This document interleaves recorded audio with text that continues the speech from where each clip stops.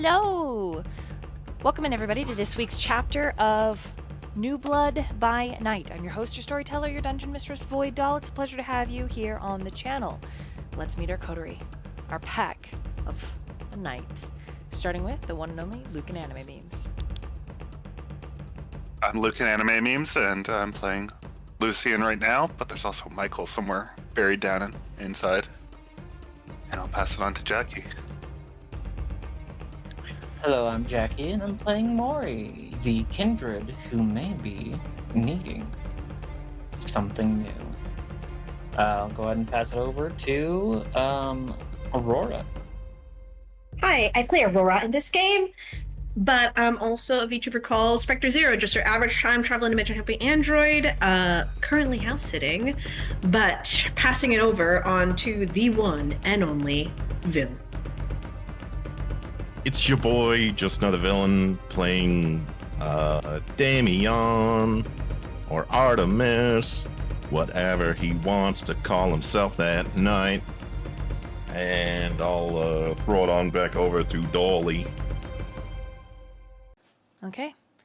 Villain, if you don't mind, for a willpower, could you please hit us with that sweet, sweet recap? The night, continues on.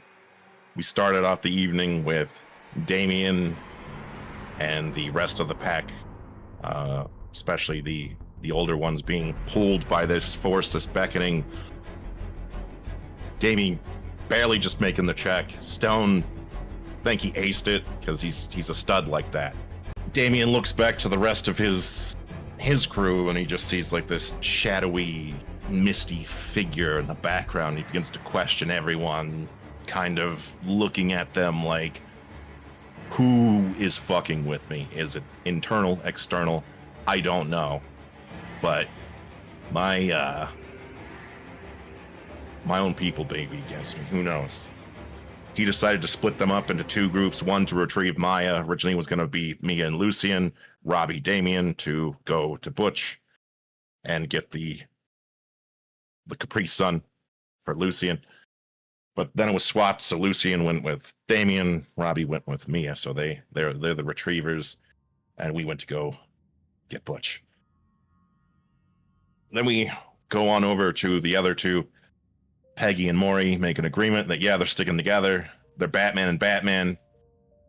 How about Batman and Nightwing? Ooh, there we go. Bam. So they started to obfuscated, and with celerity abilities started to move towards the location, since Peggy gave that information to Mori and also gave it to Aurora and Stone. Stone, with the fleshy, crafty wings, did flight. Little bit of extra info coming about what he is. Then once the first two groups that got there more faster and efficiently, there was some confrontation. Got a little hot and heavy real quick. Not that kind of hot and heavy, but just like boom. Things are tense. Things are coming at you. And once everyone finally converged, we all went up to Butch's house. Some things were exchanged. Tense hostilities. And once Peggy had a bit of an altercation, well, not an altercation, more of an exchange. She's like, this isn't worth the time. Then she just left, started to go do her own thing with Mori. And then Aurora went to stop Damien, whether a push or stand in the way or a grapple, however y'all want to interpret it. Then the scuffle began. Damien, in his heightened sense, in his current state of paranoia, decided to lash out and attack because he wasn't going to be denied, he wasn't going to be stopped. Once the bite occurred, that instigated the attack from Mori, that due to her capabilities, just was able to stake him. Lucian was able to pull Aurora off of Damien, using her as a leverage chip, but Mori wasn't playing that. Aurora tried to reason, but he doubled down with the chip. He used a couple of abilities, and once things started to escalate to a point, we went into I'm just going to call it the flesh pit. Damien was no longer in torpor due to the stake, and everyone was kind of like, hey, the kids are fighting right now, I get it, but your boy's going to get away that we came here for, so can we just focus on the task at hand, please? Once that happened, 2 pack members, Mori and Lucian, failed the check due to the overwhelming presence and power of what he is, and they ran away. Butch and Mori and Peggy moved towards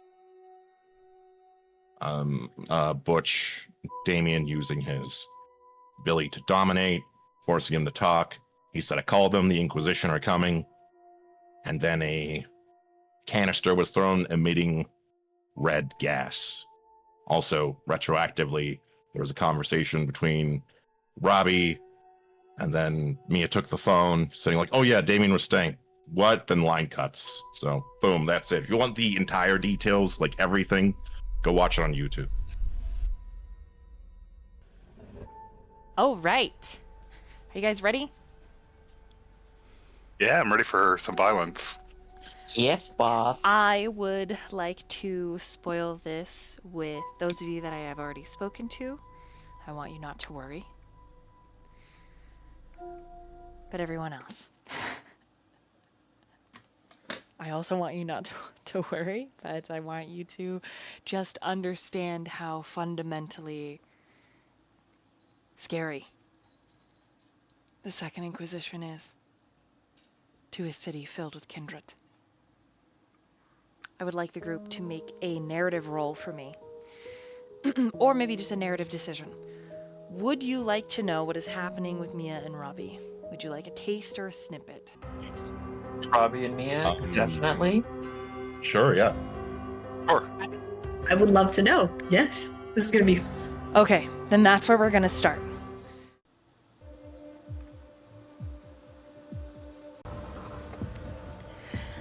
At Azrael's old apartment complex, everything seems normal, quiet.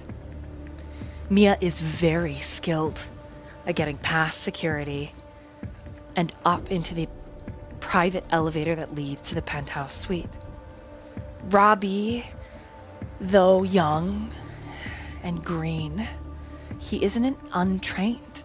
He's also a hunter, but he's a hunter that has been dedicated to our world of darkness. And so even as he uses his discipline to manipulate an innocent mortal, he tries to do it as gently as possible, though it leaves a bad taste in Mia's mouth. I want you, dear audience and pack, to imagine with me those silver blue eyes, freckled with gold, narrowing at her own brother, and for the first time since this tragedy, she sees something beyond Robbie. Yes, he's the boy who wanted to be a dentist. Yes, he's her little brother, but he's changed. And the rose-colored glasses that have been removed, she's looking at him differently. And then she closes her eyes and quickly shakes her head, her long braids swinging. And Robbie says, "Are you okay?" And then the lights in the elevator, just as Mia goes to respond, they start to flicker, and there is a whistle and a hum. A woman's voice, soft and sure. And it's pleasant. It's soft. It's enjoyment. The elevator stops before Azrael's apartment, and it trundles open, and Mia pushes Robbie behind her, pressing the both of them as far and hard as she can against the wall, and there's the sound of twisting chains, and all of the lights are flickering, and there is this feeling of awe, and Robbie says, I can't move. And Mia, what do you mean? He's like, I can't move my body. And a voice, friendly, stops humming. And she says, is that a little vampire waiting in the elevator for me, ma? Mia palms her weapon, checks her belt for her blades. It doesn't matter how she sees her brother. No one is taking him from her. I know that you are in there, sweetheart. Come on, mi amor. Take a step out into the light. Let's play 20 questions before we ultimately try to kill each other. No? It could be fun. Could it not?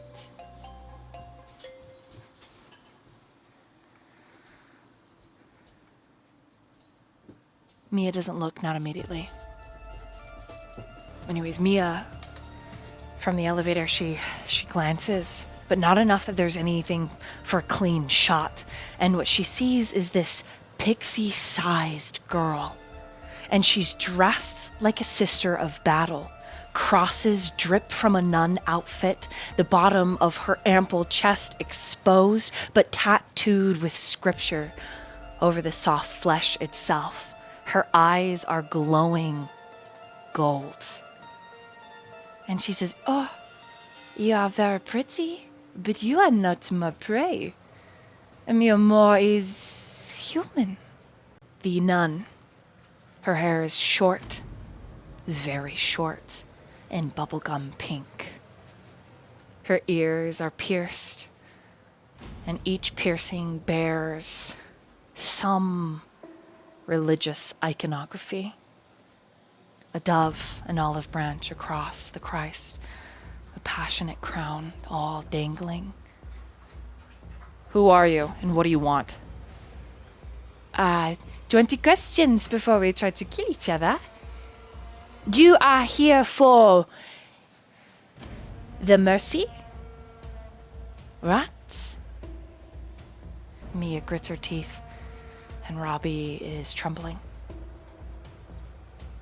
Sweating, beads of blood forming on his face. Mia, I can't move. She says, don't worry, I got you. And she assesses the situation. The only unfortunate thing is that the elevator door is open. She could rip into the box and attempt to override the wiring to get the door to close, to give her and Robbie enough time to escape through the shaft. But if they're controlling the elevator, unless there's some ladder inset in the cement byways that trundle the elevator to and fro, there's no way they're getting out of this. So Mia decides to play the game, if only to distract this nun. You start, or I. Oh, you asked me what my name is. I will tell you. I am called by many friends Neo. N-E-O. And your name, mademoiselle? Mia. You are a hunter, no? Yeah. And you? You could call me a hunter as well. More specialized, though. The little blank body in there with you is my specialty. Mia grits her teeth. There's another voice from the opposite end of the hallway where Neo is standing. Another female that says, hey, fucking hurry it up, will you? Either kill him or get on with it. Upstairs is clear. Ah, you are such a brute. I just wanted to get to know a fellow hunter. Yeah, we're already here for one. And a fucking man at that. What Mia does not see is that the woman Neo is speaking to stands almost 7 feet tall, rippling 295 pounds of muscle. She looks more male than female, but there is something wild in her, something primal. Her dark skin is unmarred, save for self-inflicted scars. And these scars, they aren't attractive. They look like they have been taken a hook-styled knife, twisted in, and something plugged in, tubes. Scientific, clinical, these scars look. One eye on this large woman is blue and the other is gold. She is all deadly. As she descends the stair with a heavily laden suitcase and a body bag like they are nothing. Looks like we are going to have to cut our 20 questions short, Mia. I don't want to hurt you, but I do have to hurt the blank booty. It is my job, I apologize. I will let you run, but I have to stop him. You see, we are a bit of a pest cleaner. We come to cities when we are told. My blank body count is 2,103. But I have been around for a while, and I am quite talented with explosives. So, give or take, maybe a few hundred. Mia is sweating.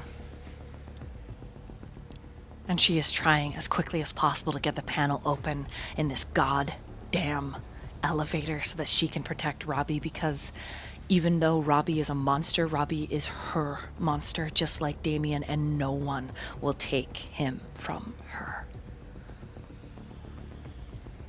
The clicking of heels sounds as Neo draws closer. I really am sorry. I would love to get to interview you and maybe have you join our ranks. We, after all, female hunters are a bit of a specialty. Mia curses under her breath and then decides to change the conversation. Who do you work for? What are they called? I would like the pack to make a roll for me, at least one of you. It could be any of you. Who would like to make this roll? What roll? It's going to be a dexterity and a composure.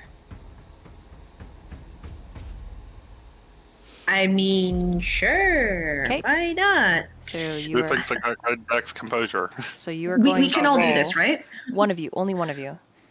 Okay, I will do this. You- Unless Vil wants to. You get 6 dice. Oh.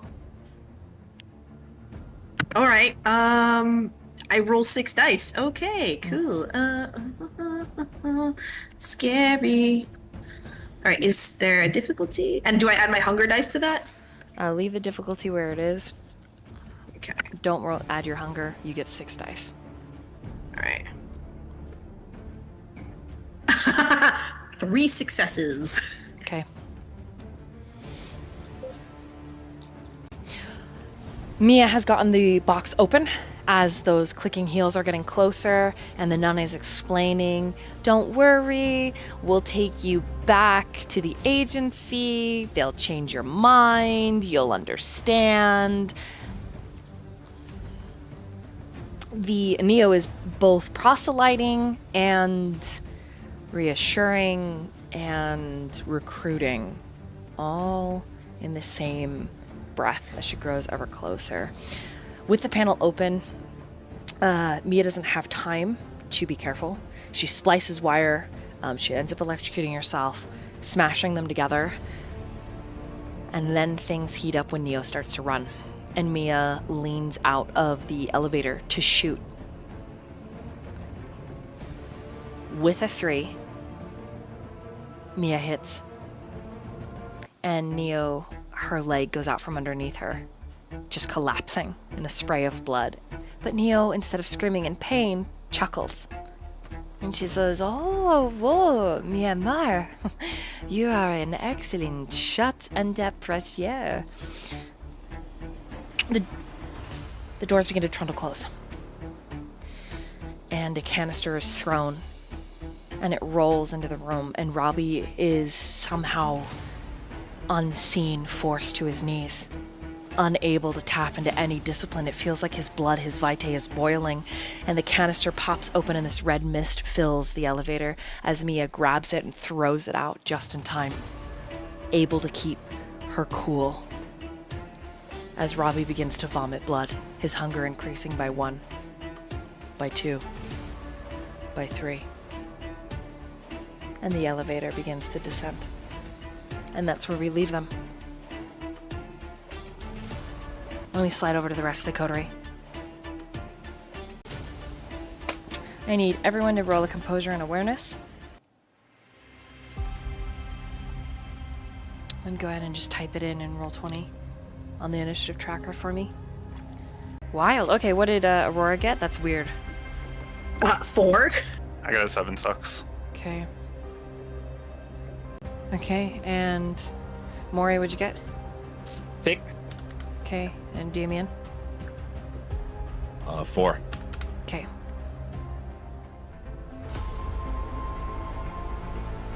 Okay, alright, then this makes sense. I need everybody to roll a wits and awareness. It does what I thought it did, but God, I was hoping it didn't do that, because it's really... Don't worry. Anyways. Anyways. You're like, it's fine. Yeah. Smiley face. You guys got this. I mean, or... Yeah. Okay. Wits and awareness is fine. We're great.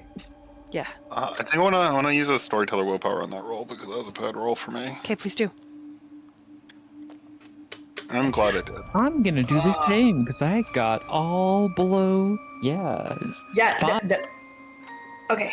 I got it. I got a 5 for wits and awareness. Slowly climbing up that ladder. I love how it's been like 3, 4, 5, and I'm like, yes. That roll saved my life. Did you have like Steve no willpower. successes? I went from Okay, 1 I success got to 5. 7. Yeah, I had yeah. I've had it where I rolled like 7 dice and I got a 0. It's like, this sucks. 5 sucks.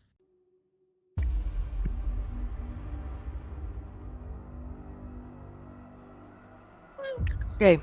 Damien and Mori, will you write down what you got? Sure. Okay, so you all succeed. All right. Through the veil of red that rises like an eddying and twisting fog, there are footsteps. Several sets.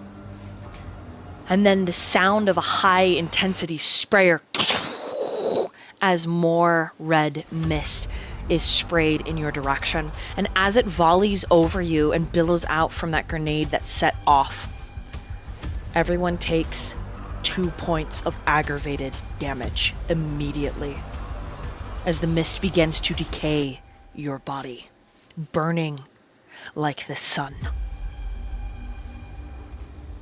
Is this a situation that I could use, what is it, Defy Bane? No, this is not a Bane-related thing. Mm-mm. Can I use toughness in this? Mm-mm. No. Okay, it's one of those. Can I even actually, do I notice that I can't use any of my disciplines? With your awareness, all of you? Yes.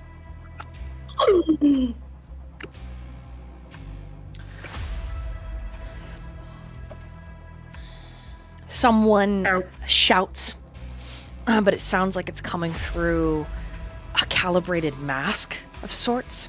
There's a electronic edge to it. You have moments to act. 3 figures are approaching you. They're dressed in what can only be described as battle tech, armaments of God. They look like nuns, but they're wearing Kevlar, and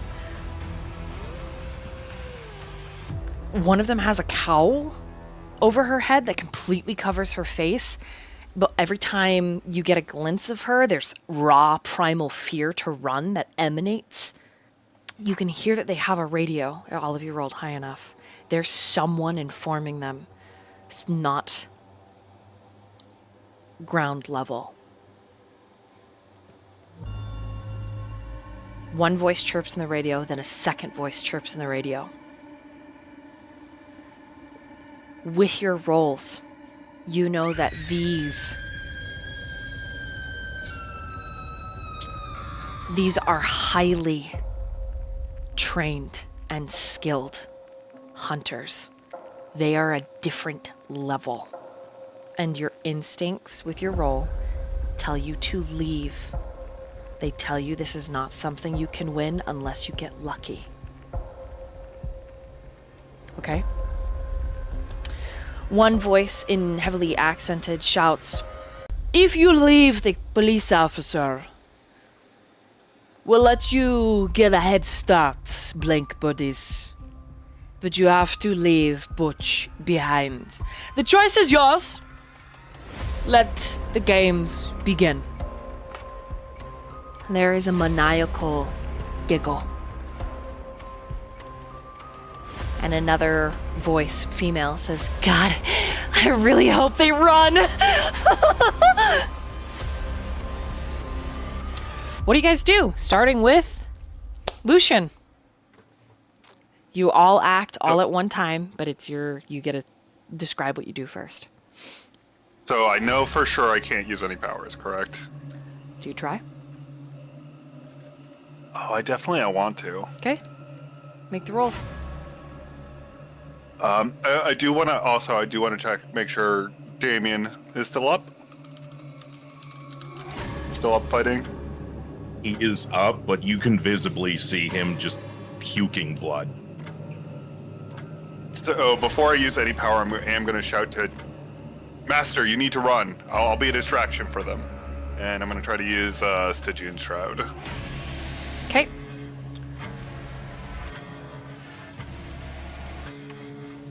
It doesn't work. Luckily I did not. Roll your rouse check. But as you rouse your blood, something unseen, like a thumb of divinity, presses your power down. And I need to make a roll for the sorcerer. Ugh, she takes willpower damage, but you cannot get it off. Your discipline is held. It is held in check.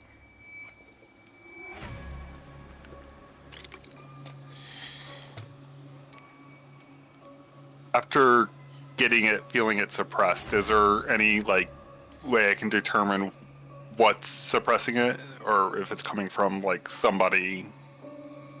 No one on or the street. Or just the mist itself? It doesn't. You have no idea. It's so hard. Okay. To try to determine, go ahead and roll intelligence and investigation. I don't have much of a chance with that one. You could also roll intelligence and occult. What was that? You could also roll intelligence and occult. Yeah, let me try the occult. That's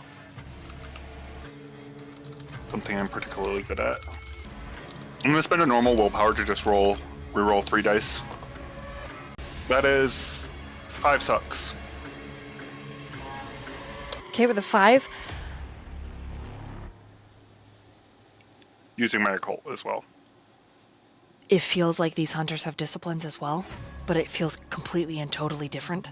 It literally feels like a thumb has just been pressed down on you. smothering the fires of your vitae, putting them out into nothing. But of the three hunters of the three Inquisition that are headed towards you, you have no idea who would be using this. And the reality is, you're such a new kindred that you have no idea. You have no idea anything about Second Inquisition, what they do, who they are. This feels terrifying and so out of your depth, even as it is aggravating. And that red mist, that veil, is chewing at your undead flesh, peeling it off in chunks and going through the bone. You think if you stay in this long enough, you will be resuscitated into nothing. I think my current plan is I need to buy time for my master. And I think that sense of loyalty that's been put in me is coming to the surface. And I'm going to look to start a fight with one of the There are three people. The one on the left is the one that's giggling. She's very little. She's very thin. She probably stands 5 foot, maybe. And she's one with a huge tank that's just spraying red mist, giggling, saying, I hope they run. You literally see strapped on her back as well, a minigun. And she's just walking. The one in the center stands about 6'1", 6'2". She has huge pauldrons on, and these pauldrons, they look old, they look ancient, like artifacts, strapped across her chest. You can see that her face is tattooed with scripture all up and down one side. And what's odd about the scripture that's tattooed, the eye that's plugged into her skull, looks like a cybernetic, like something out of a fucking cyberpunk game. All she has in her hand is a bastard sword that she's very lazily touching the ground, just tapping as she moves forward.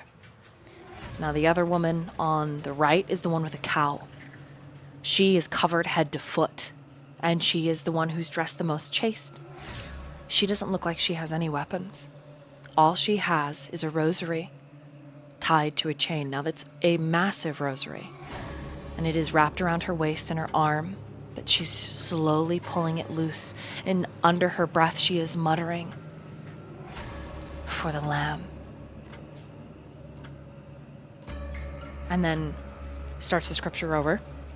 For I walk in the valley of the shadow of death, but I fear no evil, for I am cloaked in the shadow of the Lord. And the devil's barbs. For thousands, tens of thousands will fall, and the world will rain fire. But I will look upon sheltered in the hand of my God. Yeah. So Lucian was initially attracted to the one that's giggling like crazy, but after hearing the prayer, his fixation kind of goes straight to her, and he's gonna go to fight her, I think. Okay.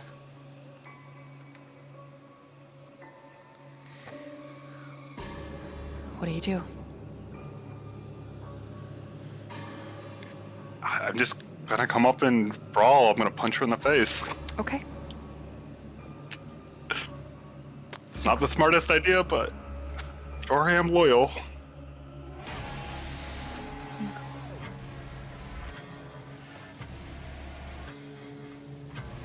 Is that a strength brawl? Mm-hmm. And as I'm doing it, I'm going to be basically reciting another prayer, but I'm going to blasphemize it just to get under her skin.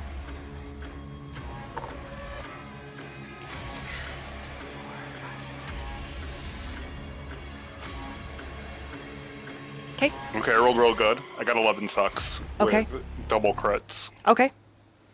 We'll hold on to that. As well, moving down to Mori. What do you do with your turn? Mori did not even take the seconds to listen to them throw their words, their threats. She immediately grabbed Peggy. And the honest truth is, she would have grabbed Butch. Okay. So I don't know how that affects things. Yeah, it'll be a strength and athletics to carry them both. Sounds good. 1, 2, 7 successes I've criticaled. Okay, that's enough to carry their weight. Are you gonna try to tap into any disciplines, or are you just gonna keel haul it run? So I'm assuming that Mori has some experience, not necessarily facing, but has, like, Father Montenegro has talked to her about the Second Inquisition. She wouldn't try to use her disciplines until she was out of the red smoke. And the very first one she would do, even though it breaks the, masquerade, is she would... Okay. Yes. You can carry with this. You made a 7. You can easily carry them, and Peggy might throw up because she's like, ah! But Yep. Yeah. So you get the fuck out of there. Okay. So that's gonna be your turn. Yep. Sliding Question. over. Yes. Sorry. I just wanted to know, so to confirm, she took only Peggy, not Butch? Both. Or could she take both of them? She took okay, both of them. Yeah. I rolled Okay, a 7, thank you. so she said it was okay. Yep. Okay. Okay, thank so you. Damien, Sorry. what would you do this first turn of combat, this first round? Want to use a free action as a distraction, and that would be pulling out the detonator in his pocket that has every armament, plastic explosive of Semtex in his vehicle, and try to use it as a distraction. Then as a minor action, I would like to run away outside of the mist. I know I can't use any disciplines inside said mist, but I would like to use shape change when out of it if possible. That's what I would like to do in sequence. Okay. So you're gonna light that off to cover and go the street over, and it does. Yeah. It's okay. So go ahead and put shape change up for me so I can read it. How to detail is the question. Where's my character sheet? Because I don't know if I put them down verbatim. Do you have the actual skill, or is it just the one that we got from, I got the one that I got. What is it? From, yeah. If We you can only need change it verbatim, in one form. yeah, I can. I Oh, can yeah. also. Yeah, I if you have could it post it. verbatim. I got yeah, that one. I will. Yeah, I got that one right here. It's in chat for you guys to read. There we go. No test is required. The transformation takes one turn, during which the user may take no other actions. Yeah, that's why I made it my last one. Upon transformation, the vampire gains the Yeah, I think you physical can be like a attribute senses. owl, a cat, or a snake. Yeah, I would like Or it Yeah, to those are the be two that we can get specific- unless you have the ability yourself. Yeah. Specifically, I would like to be a great horned owl. Okay, cool. So you're getting away. Okay, and then we're going to drop to Aurora. What are you doing for this first turn? Aurora is speaking a free action. She is going to say, "What you're looking for is in the woods, but the Camarilla wouldn't tell you that, would they?" And run until she gets out of the mist, and then she's gonna try to follow Mori as much as possible because Mori's very fast. So she's gonna try to follow Mori as much as she can muster, and then as soon as she's out of the red mist, she's gonna use fleetness. try to catch up. I just want you to roll a dexterity for me and a athletics. Just Dex? Mm-hmm. Okay. Dex and athletics. Oh no. Yeah. Okay. That helps. That is 4 successes. Okay, here's how it goes down.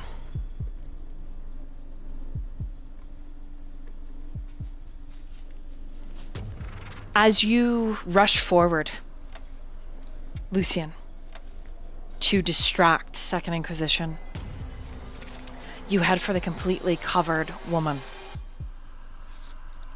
As your fist collides with her cowl, you take 1 point of aggravated damage. And then the street over explodes, igniting all of these houses onto fire. She also rolled an 11. And so that rosary she brings up and around your wrist, but before she can pull it taut, you pull your hand back and you realize that with that little tug, the rosary would have just ripped your hand off. Just clean. And she continues to quote, and it's almost like a prayer. My Lord Father in heaven, thy will be done. And it's the two of you in perfect concert, even as things explode.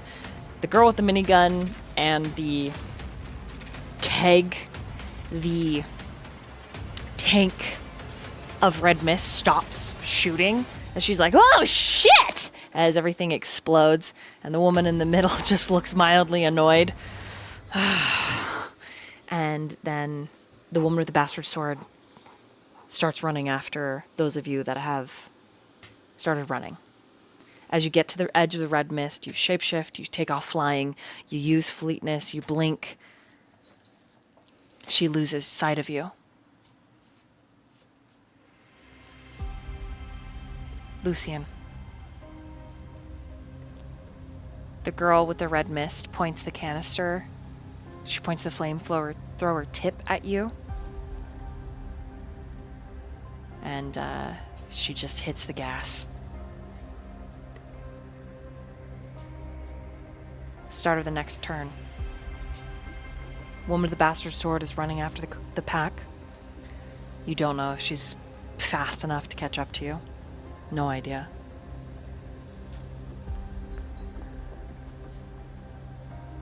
The woman with the rosary is going to continue to brawl you. You take 2 more points of aggravated damage. Lucian? I'm down. Okay. The minute you drop, they continue to melt your corpse.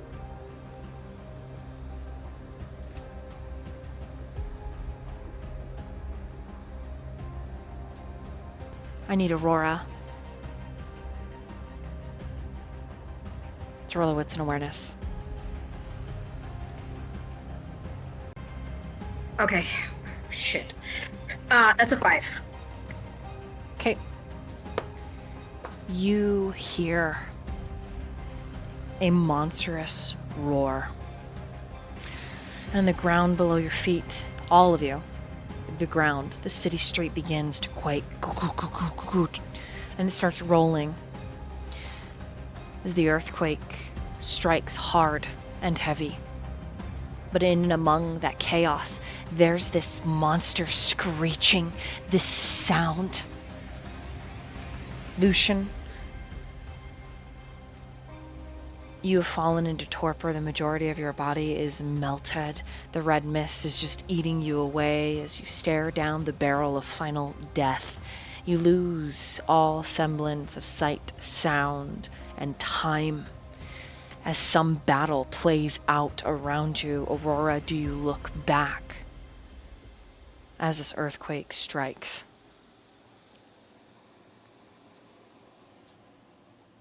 No.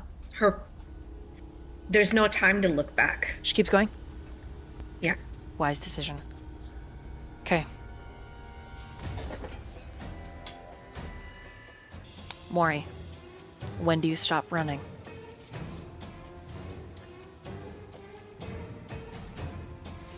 I don't really think I do, honestly.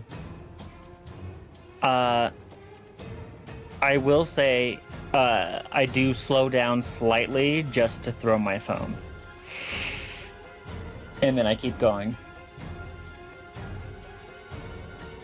Okay, roll me a wits and awareness.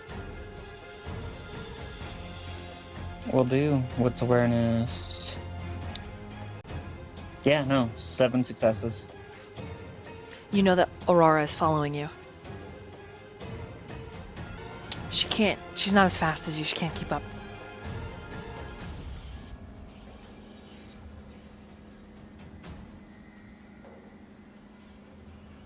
Do you slow down for her, or do you just I'm already keep going? carrying 2 people. I'm carrying 2 people.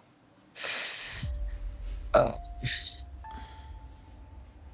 think she... Like, I don't know if... she does look back to see her, but in the moment, you can only run. Okay. Once She learned you well about the once you Inquisition. Go ahead. break the line of the city, do you keep running? Of the city? Mm-hmm. I'm not being pulled back. I'm not feeling bereft or anything. There Am I is feeling compelled? there is grief. There is that feeling of leaving, but your fear far outweighs that sadness.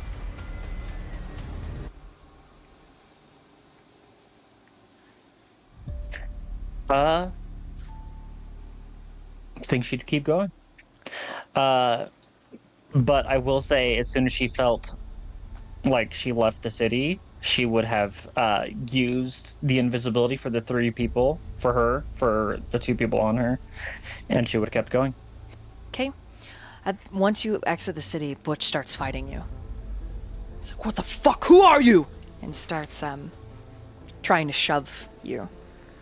And Peggy's like, well, Mori, we're going too far. We're going too fast. Too far.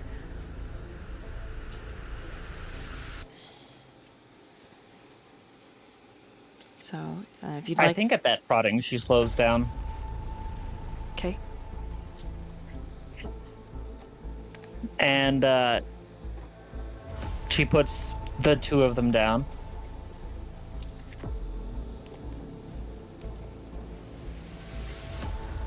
And she just looks at Peggy and says, I'm fairly certain the entire city is compromised, Peggy.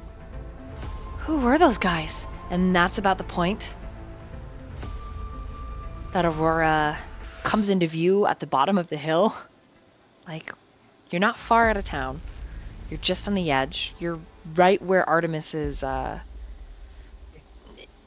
end of Artemis's, like, woods, essentially. Like, yeah. And it doesn't seem like anyone's chasing you, or they haven't caught up. Yeah. Yeah. All right. Yeah, which gives us a minute or so to actually talk. So Yes. So Aurora's like looking for you. She's like trying. She'd probably use like what was that? Why am I blanking out right now? She would like try to sniff you out because she can't see you. Like, what was it? Yeah, like heightened senses, just all the things to try to find you. she would just like look at the 2 and just say, "Wait here," because with Cloak of the Gathering, the people who are invisible can see each other, I believe. Let me double check with that.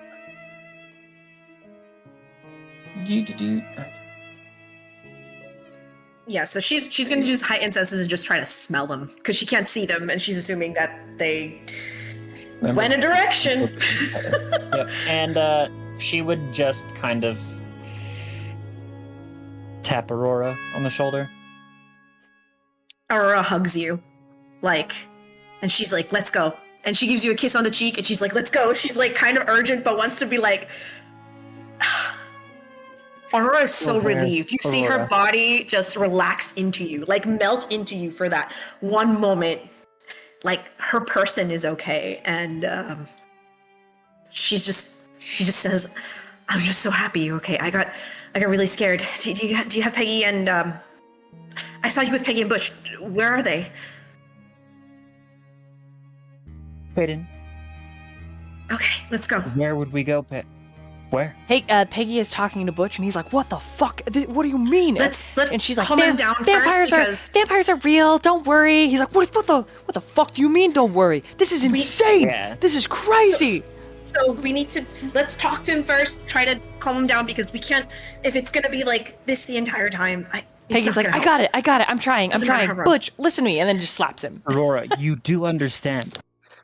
This city is done for, right? You understand that? Do you But know right- who those were? Do you know who they were? The people you were telling me about, right? Yes. The Second Inquisition, they will stop at nothing or no one to take out every single one of us. And they are right there. But we're still alive, Mori. Like, not just us, but Kindred are still alive.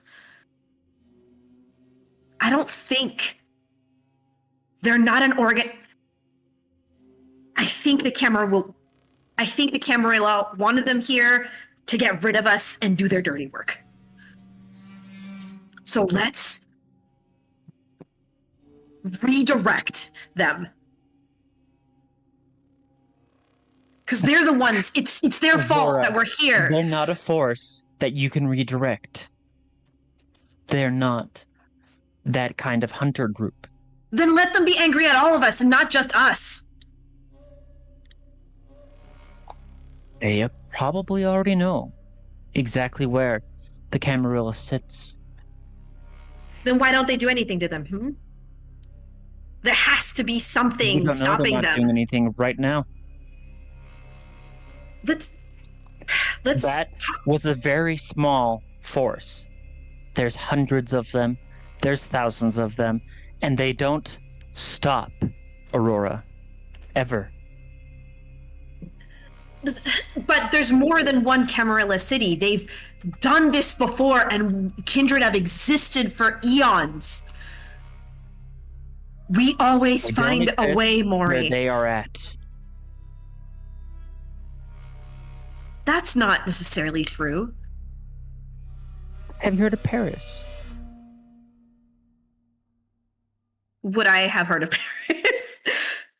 Because I know Aurora's speaking from what she knows from what Stone has telling her, so she knows that Kindred have survived. The Second Inquisition are they're the atomic bomb. They're the nuclear weapon. Yep, But they're still mortal. They still make mistakes. Your best option, they do. Aurora, the best option is having someone that can hack their systems. But there was a force. One of them was suppressing you. And it might not have been one of them there. One of the three that you saw. Roll in intelligence and occult for me, Aurora. Ooh. Hoo. Don't mind if I do. For those of you at home, And, it's one of Aurora's correct best me, pools. I Oh my god, believe, but I'm gonna roll terribly. The city I was Son of a thinking of, bitch. Vienna. I'm using willpower I think it was reroll. actually London, not Paris. You're thinking Vienna. Vienna, yeah. There we go. Yep. Okay, there we go. Thank you. Thank you, Well, Bill. that's 6 I'm a- successes. Someday I'll make it past 6 to this. I got 6 successes. That's though. okay. You can assume, Aurora, all of the fun, fancy tricks that you can do, things that are psychic in nature, the Second Inquisition probably can as well. It is very likely they have someone able to remote view from the safety of miles away. They are a force that, if they can divine where a blank body is, their mission is simple and pure.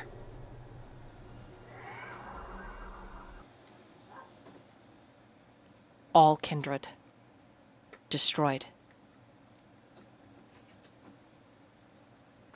No matter the cost.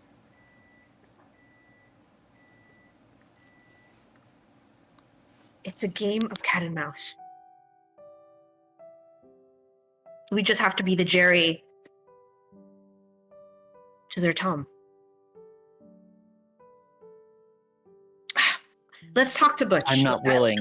I'm not willing to put Peggy's life on the line for a You're game of right. cat and mouse. Then let's talk to Butch, and then we can talk to Peggy, and we can decide.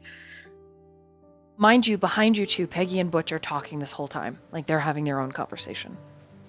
Okay. So Aurora's gonna walk up and say, first of all, I'm so sorry about everything that's happened. It's a lot. So you just and then so you step up, and no matter where they are in their conversation, you're just gonna interject, just so I'm aware. yeah, I don't listen. I'm just like, Okay. I'm so sorry. And she just says, I'm so, again, Aurora's learning that she has tact, but at the same time doesn't.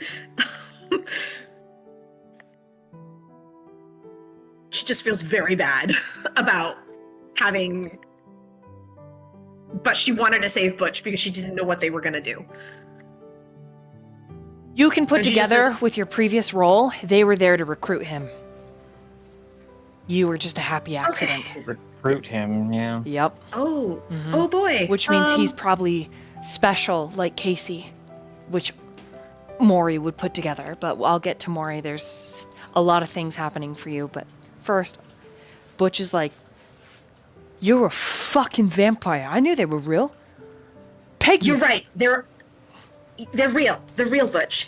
And you know that guy, that like the big scary guy with the scary face, and he just walk up to you, and all of a sudden you felt like telling him all this stuff, and it Yeah, felt something all of a weird sudden in I your was brain? his fucking bitch. Yeah, I get it. Yeah, I do. I was right there. I saw the whole thing.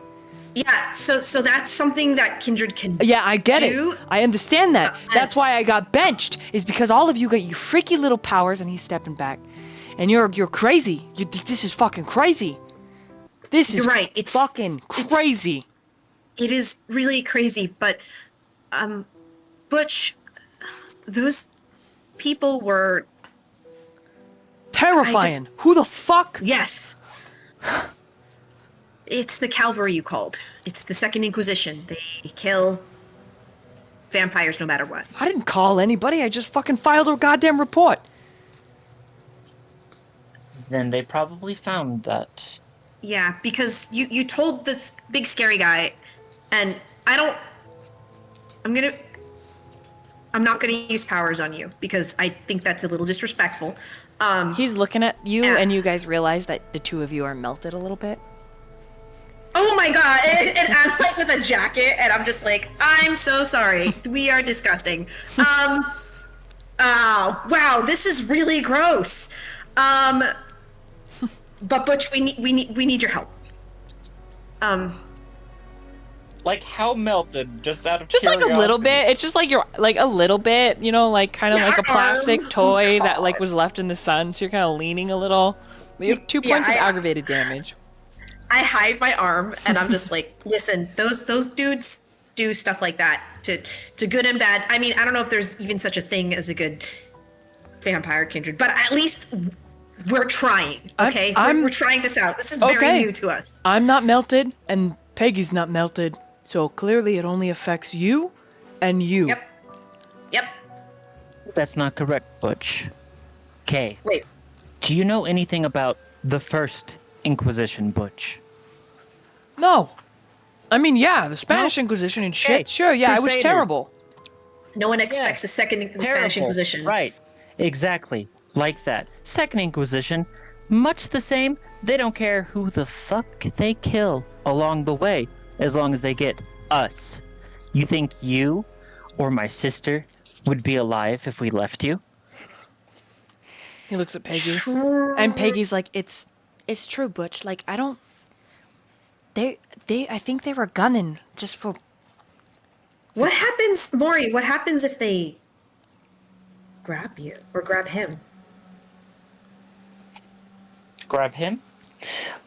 Depends. If he serves further use, you could end up as one of them, gain superpowers, and as a matter of Okay. fact, it might have actually just been there for you.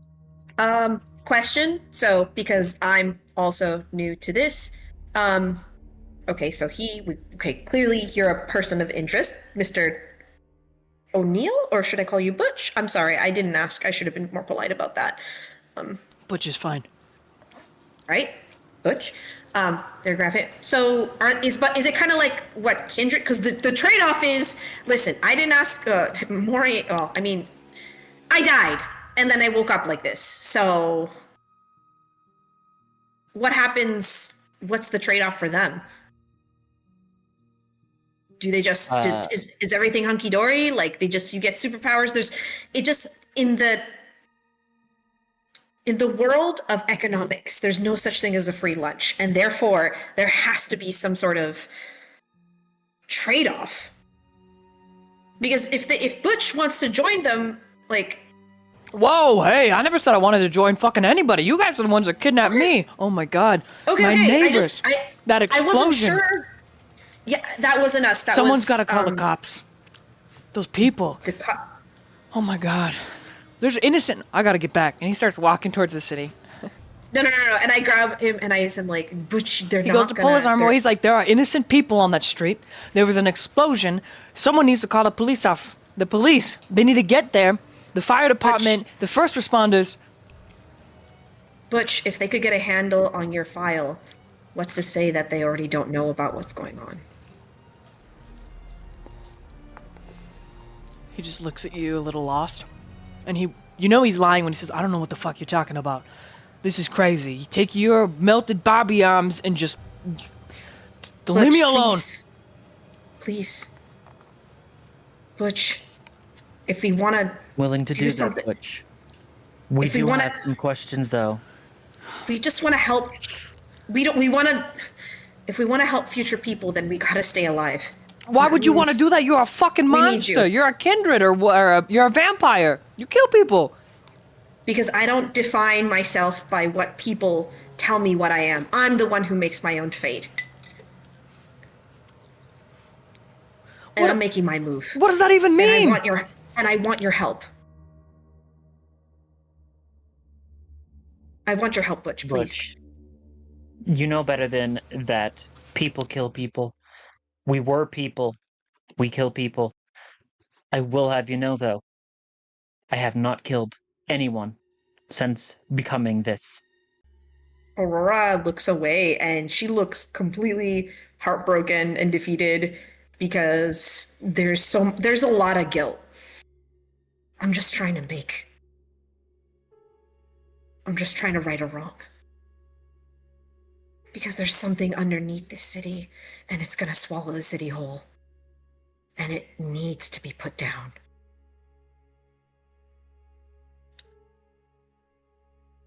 That's all. All right, both of you roll persuasions and charisma. Sure. My best stats. I'm like, I'm starting to sweat a little bit, like, oh no. Persuasion 0.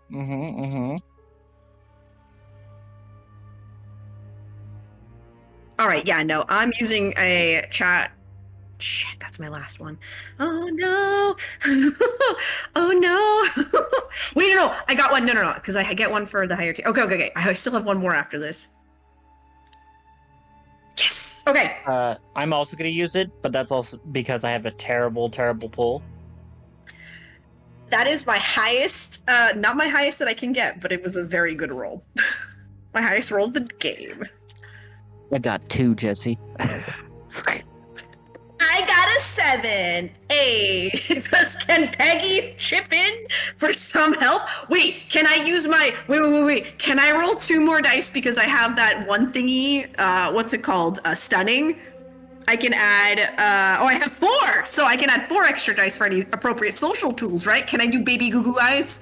It's just 2 dice for stunning. It's Okay, just 2. stunning. Yeah. Can I add baby goo goo eyes? Yeah. Okay, hold on. Thank you. I am, guys, I've been using so many, but I have only 1 willpower left. Good fucking lord.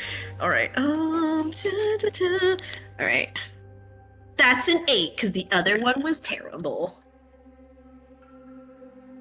That's all I got.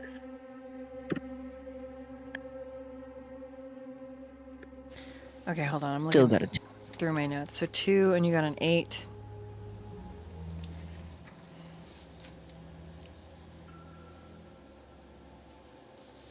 I use my willpowers like they're candy, y'all. Please comment, subscribe, because we need more.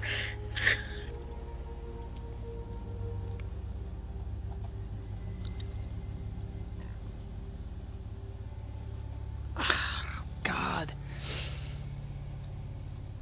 So you're what is this like? You're trying to like be a daywalker like Blade again or some shit like that? Like I don't understand what's going on here. Honestly, if I could do that, that would be super freaking awesome. Also, that's a great movie. We should watch it, Mori. I promise we're gonna catch up on a lot of once this is over. We're gonna have our marathon. Okay, we're gonna do our Scooby-Doo marathon, and we're gonna watch all the Blade movies because they're super cool. It was part of my research into when I became this, and I couldn't figure out what was happening to me. Basically, there's this giant flesh-eating thing under the city, and this very evil thing has been awoken. And we think it's gonna try to take everybody. Yeah. Or it's gonna certainly try. Yeah, there's all sorts of crazy shit. I know. I wrote the fucking report on it all. And then I got then I got canned for no fucking reason. No, that's why. You know when in those movies when they're like, you should stick your nose out of this, and the police, and then it's like, no, I gotta find it, and then the higher ups are like, you stuck your nose too deep. Yeah. Yeah, like that. Yeah, like that. they sent somebody that's like you with the fangs and shit, and I killed him, I think. I don't know. I just... Oh shit, that's... Yeah, I don't... that's... No. That's actually a good one. Yeah, that's actually really cool. And, like, Mori and Aurora just look at each other like, wow, that's impressive. Like, that's pretty cool. Like, I like Buffy. I watched it a couple times, and just... Oh my god, me too! He takes a step back from the two of you and the like manic kind of energy from the explosion and everything.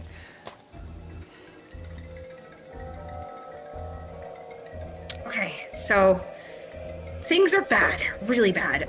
If Second Inquisition were in the end game of whatever is happening, the best we can do is at least... They're probably going to follow our trail sooner or later. It's Mori, Peggy. How do I know that you're not doing the same thing the big fucker was doing and like manipulating me with your goo goo gaga eyes? How do I know? I can't really know that because...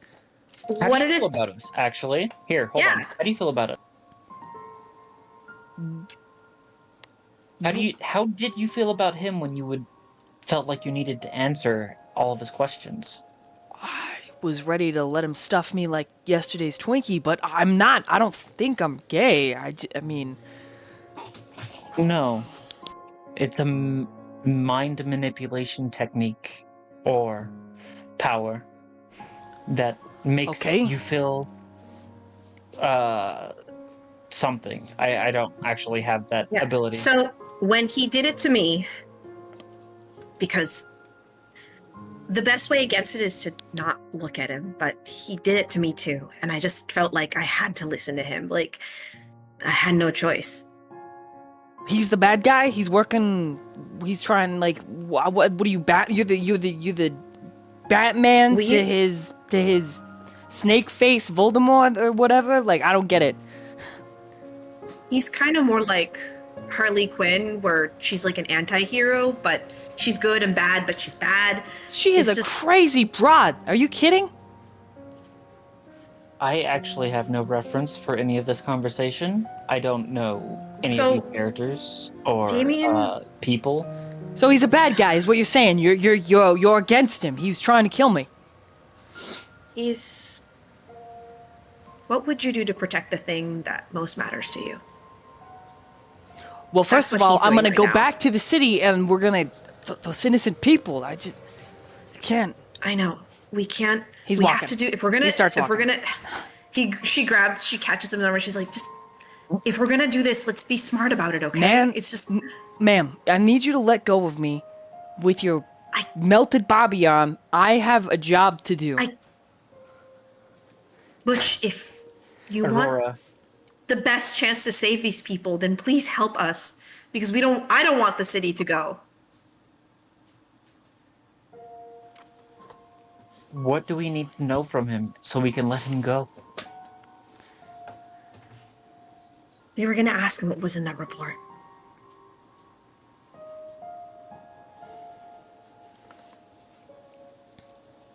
Well, leave you alone after that. Just, I- would you please tell us? Mori, I think if Butch would agree, Butch, I could really use your help. I don't have my best friend anymore, and I need someone like you, Butch.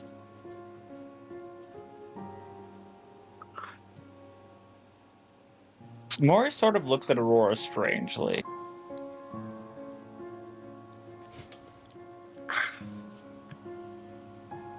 Now, this is gonna sound. Do you want. There's this thing that Kindred can help, or can. You can. I can share some of my blood with you. You won't turn into a vampire or anything like that, but you can gain extra strength and. Oh, hell no. Hell no. I am not. No way. Hell no. But do you want to save these people? Like, That's a hard negative. I don't need that. okay, then we could really use your help because I don't know how to get into this system. What the police? You got Peggy right there, and she's not even fired or benched. You can just walk right into the precinct. No, we need someone to hack into their systems to. If we're gonna kill the thing that's beneath the city, then we need them to be directed in that direction. Like, yes, there's a risk to us, but if I'm gonna die, at least I want to do something good. Oh, God.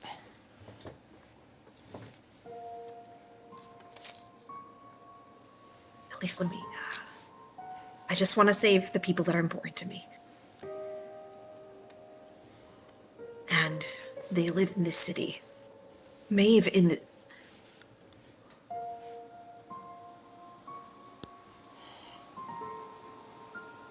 She's still here and she doesn't know what's happened.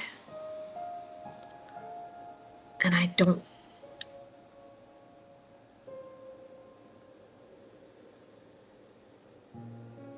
I don't want to be what they think I am.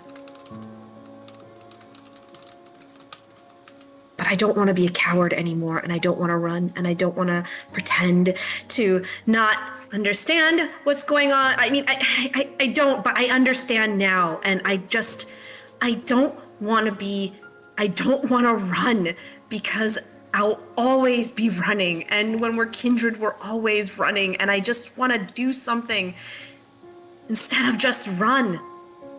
Kindred? That's what you're called? Yeah.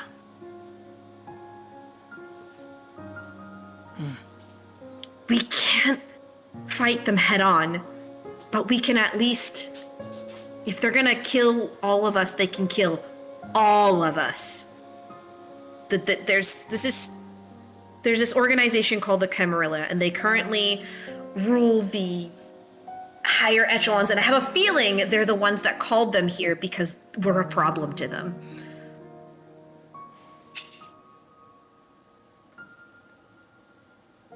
Because our group is. But I think it's because of maybe whatever Artemis did. Or was doing. And I think it has to do with the deal that Artemis struck with whoever in the Camarilla. Yeah, you're throwing out names that I'm not sure of. I mean, I got names, but it's nothing like Greek goddesses. All right, how about if we could sit down and exchange information, could we take a moment to do that at least? You feel really desperate. Yes. And that makes me a little uncomfortable, how desperate you are. It makes me nervous because you're nervous. When I filled out this report, I didn't think that there was going to be... I was just looking for missing persons. It all started with this kid who's important to a friend of mine. What was their name? His name was Damien. And he went fucking missing a while back. Wait, what? Yeah, And I look at Mori. he was just fucking nabbed. Just gone. Who's the one that asked about him? His uncle.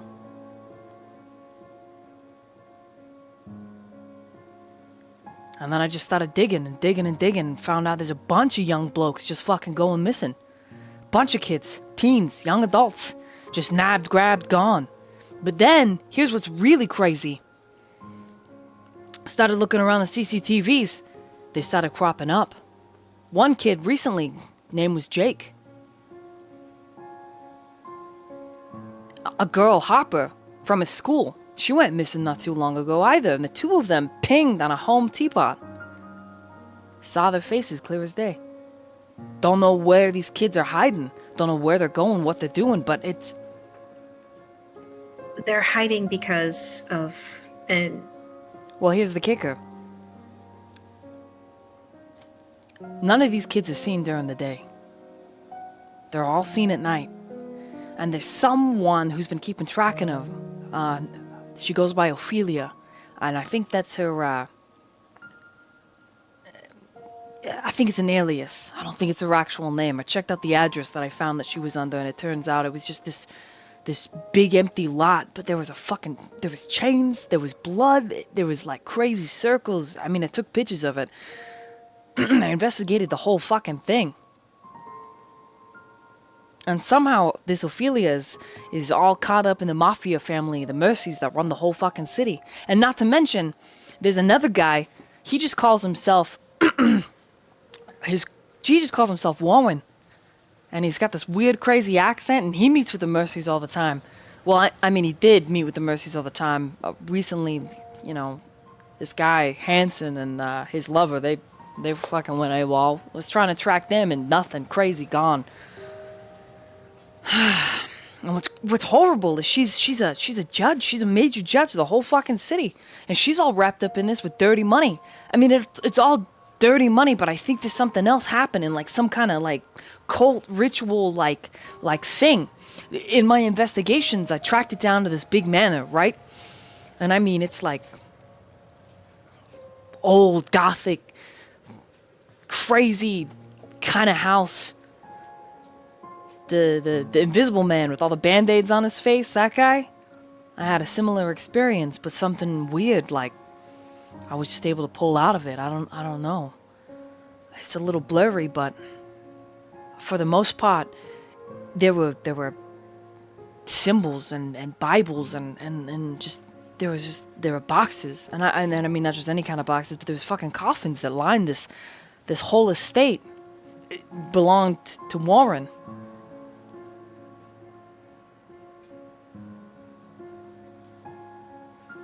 I think it's just an alias too. Alias is a name, Warren Bolter.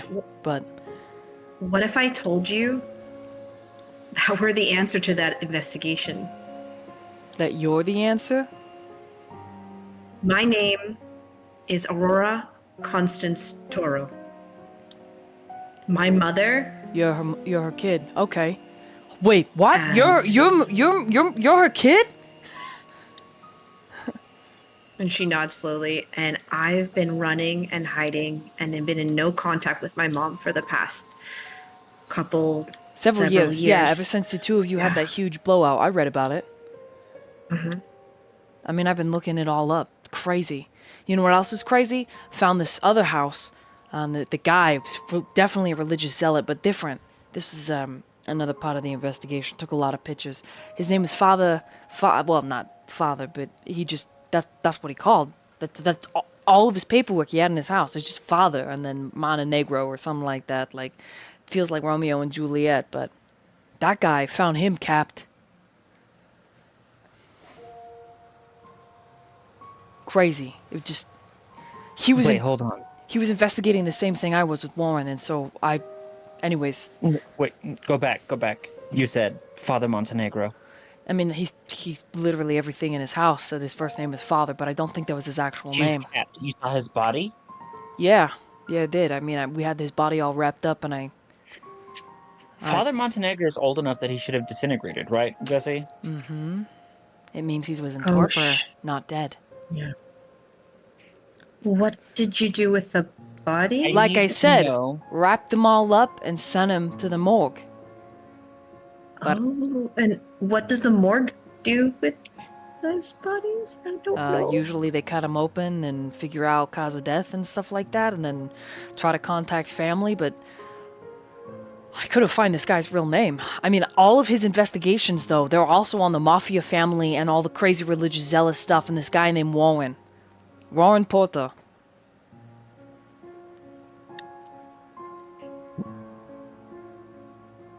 And the lady Ophelia, she's also working with Warren. But I think they're working like in tandem. And their cousin, it's a lot of dirty money.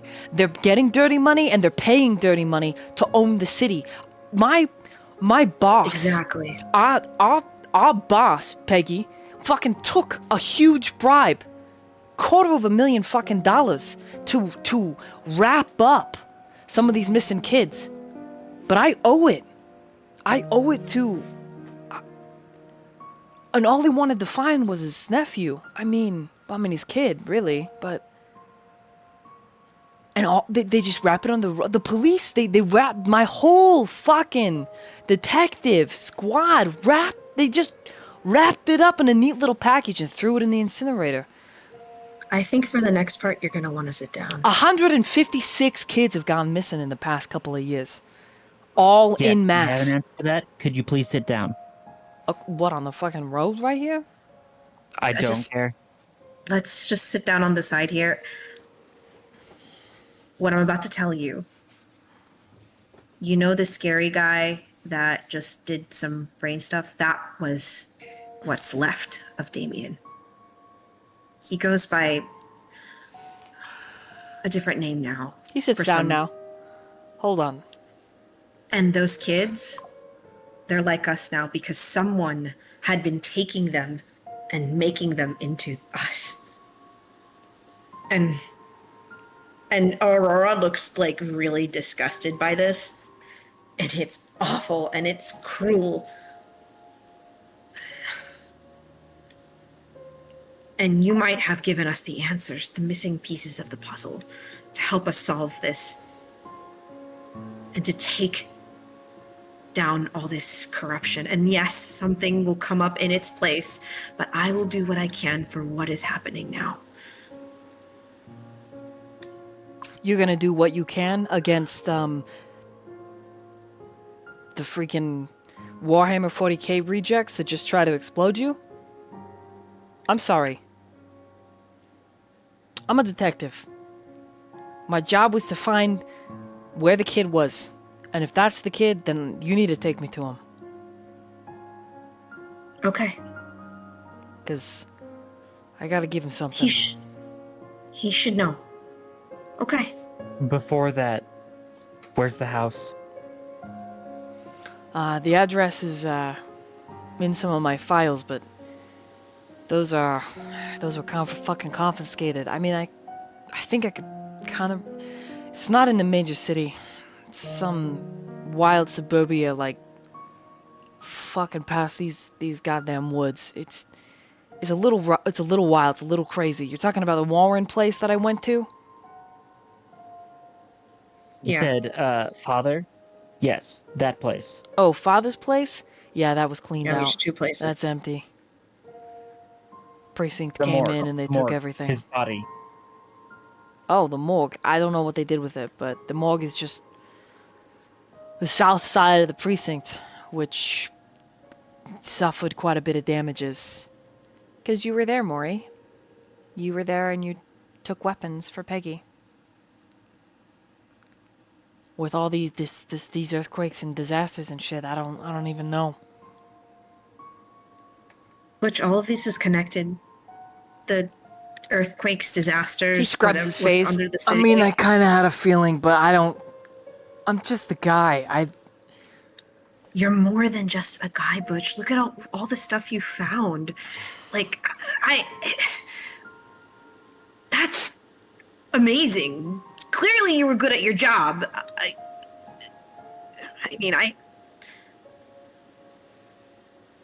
You're really good at what you do, and we could really use someone who's good at that. And if you want to meet Damien and give him something, then you're going to have to stick with us. But he's going to try to do the mind thingy again.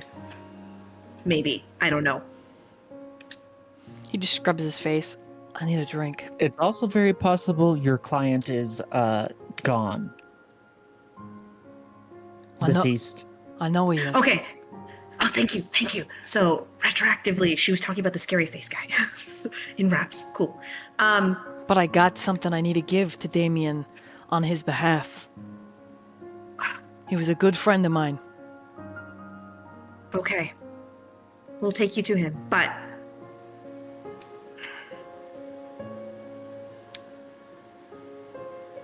Not we, Aurora.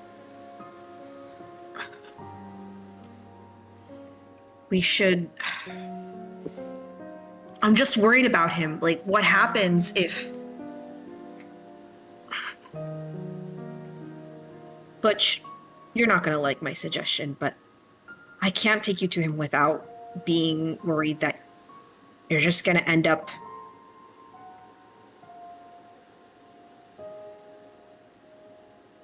blank.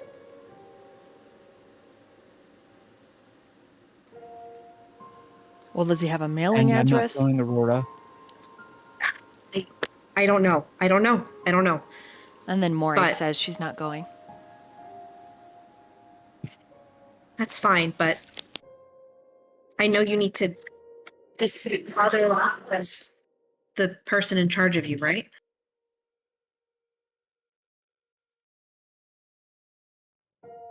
He just kind of like, she's like, you didn't have to say that. No, he's more like a father to me, but Okay, Yeah, I wasn't sure. I have to He go just find him.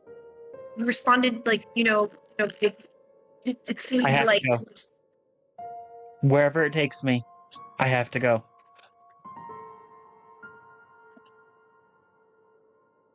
Do you mind if Peggy and Butch stay with me then? Peggy's coming with me. She can't say no to Mori. Just be safe, okay?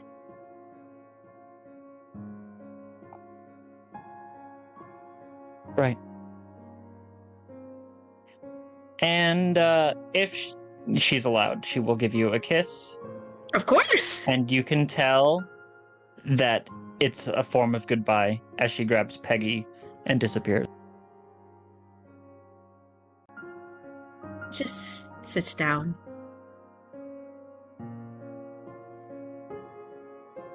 Looks after the empty space.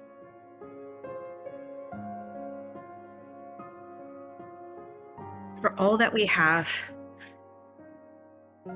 takes just a moment to feel powerless.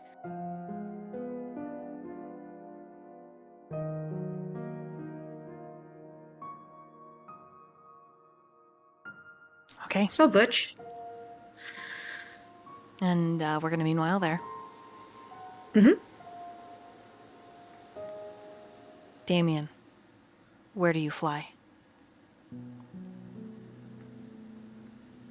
I think while he was flying, he probably would have just watched Aurora and observed where they went, but he wouldn't have gone as far as they would. He would have gone to a building adjacent to where Robbie and Mia currently are. You see that the top floor is filled with red mist. The city that's been devastated by this earthquake, first responders aren't really able to get to this high rise because several streets adjacent have been affected. You realize quite quickly, in fear and horror, that you don't know if Robbie and Mia made it out. While I observe this, can I mend? Mm-hmm. Not aggravated damage, but just superficial. Mm-hmm. Groovy. Rad. Are there, just from an observation, since I have an overview of the entire building, is there anybody on the rooftops? Wits Can and I awareness. visually see?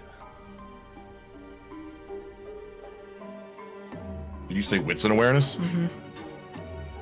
Can I argue intelligence and awareness due to the fact instead of just on the spot, I am surveying Sure. I'll allow it. the entire city? Mm-hmm. Since it's more of a focus than a spot check.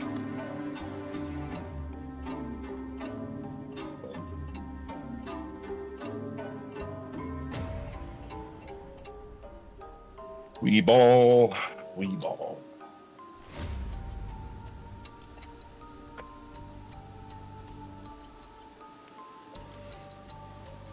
Four successes.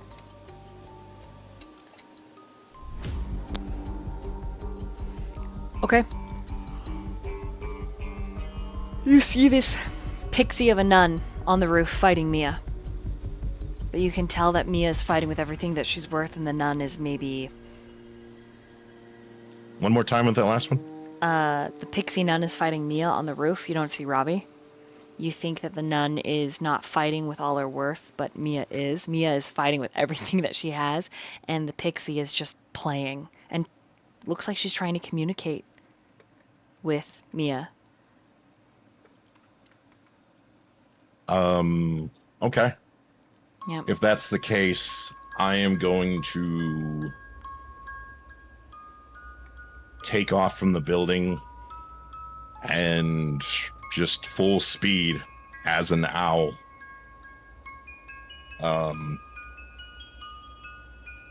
Rush her, and at the last moment, turn into my natural form.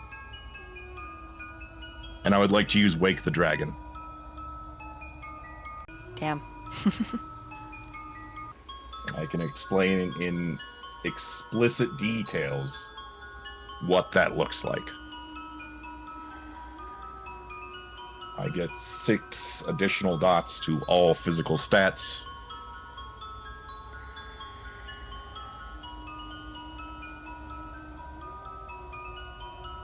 Which are temporary.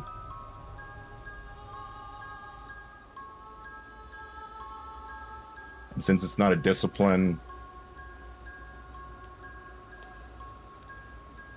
she's human, right? She looks like it, yeah. The little nun. Mm-hmm. With her bright pink hair. Cool. But, And he's just gonna... Yeah, that last moment, as he turns out of this form,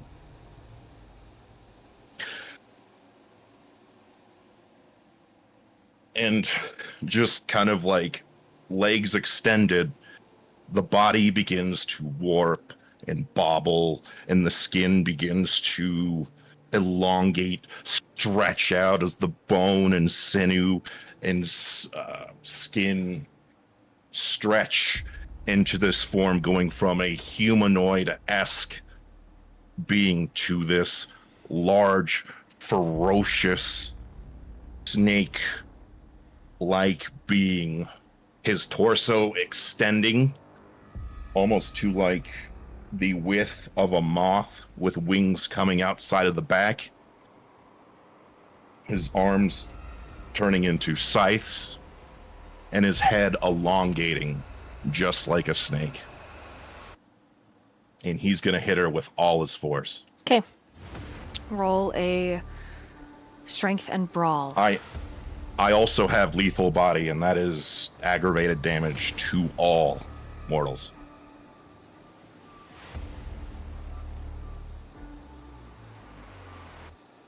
Strength and brawl? Mm-hmm.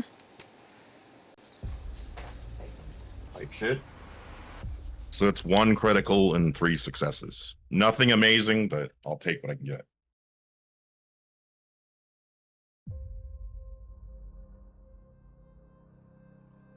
Also, would there be an opposing roll if it's a surprise attack? Certain circumstances, yes. There is allowed to be a roll. Okay. So as you come leaping and flying over the side, it's almost as if a sixth sense has Neo pausing, turning to look at you at the last moment. It's almost as if a sixth sense draws her gaze to you, and she sidesteps back, but you beat her dodge by 1. Okay, I'll take what I can get, man. So that aggravated point of damage comes like tearing into her thigh and her stomach, and she lets out a little eep, and it's actually more playful than pained. It's really odd. And she rolls back, and Mia points her gun at Neo and fires twice. You watch as this human dodges them. And just says, ho ho ho, what is this? A blank body coming to your rescue? And then, you know, she winces because she's bleeding pretty heavily. Even 1 point of aggravated damage is terrible for a immortal. But Damien, you take a point of aggravated damage where you touched her. It is uncomfortable.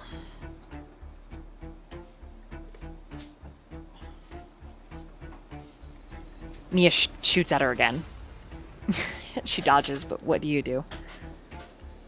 Right. I'm gonna use prowess to hit her again. Okay, you're gonna To activate prowess. go and after hit her. him. Okay. So That's a fail on the roll, so I go up by 1. you're gonna tuss. Oh boy. But it still activates. All right, this is for all the rubles. Okay. What'd you get? You gonna roll a strength and brawl? I want to guarantee this, so I'm going to burn that storyteller willpower. Okay. That is 10 successes with the bestial. Oof. Okay. So she also got 10. So when she meets you, the both of you, it's like claw for tiny hand, and you have no idea why it feels like she's wearing an unseen mech suit, but you can only guess it's some kind of occult, supernatural artifact. And it feels like it's in her very flesh and bone. She smiles, and she's got little tiny, like, her teeth are fanged, but it looks like, you know, they've been on purpose because they're gold capped. So you said she smiles? Yeah, you are a very frightening creature indeed. Is she your ghoul, then? Or your girlfriend? Perhaps a touchstone is what they call it? You don't want me to recruit her. Lucky for you, big boy. I don't want to hurt her. I just want her to be a part of First Light.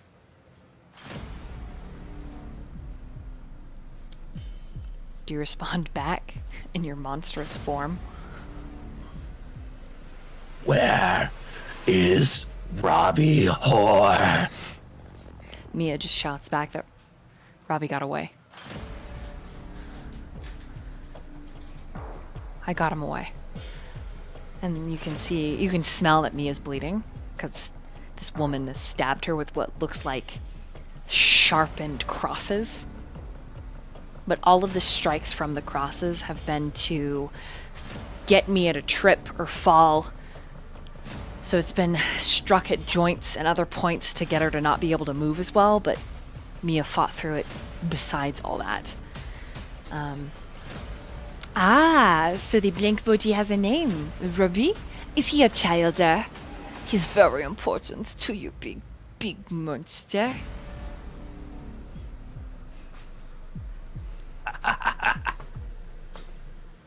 I'm going to enjoy ripping you in half and bathing in your blood. Mia's gonna say, Damien, we need to go. Let's go. You can hear the rooftop access open up, and that large, deeply bronzed woman with a bicolored eyes steps out onto the rooftop. And she is just absolutely yoked. And Mia, a little afraid, says, Damien, we need to go. And of course, Mia's going to shoot at the large, muscular woman. The muscular woman lifts up a shield, and the bullets bounce off like rain.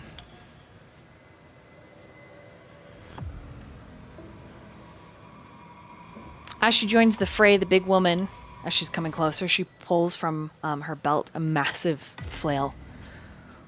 And it's very medieval looking. But just the sight of it is a little frightening for some reason. A little... ooh. And Neo, who is bleeding... she's... whew, she is human after all. Is like, bathing in the blood of a virgin.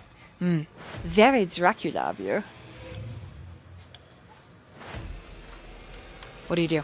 So his action is to... oh, man. I don't have anything to... this is probably going to hurt like hell. But we ball, I guess. He's going to grab Mia and then just jump off the building. And as he does it, he's going to use... he's actually going to use his wings to fly away. Holding her. Essentially using the fall to give him momentum in the air. Okay. So, dexterity athletics.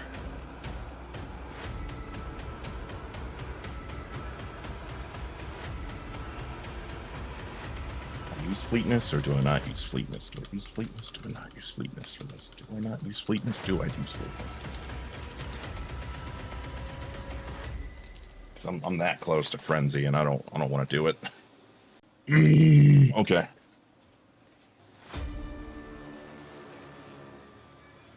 I'm gonna burn another storyteller willpower because I don't trust these crazy bitches.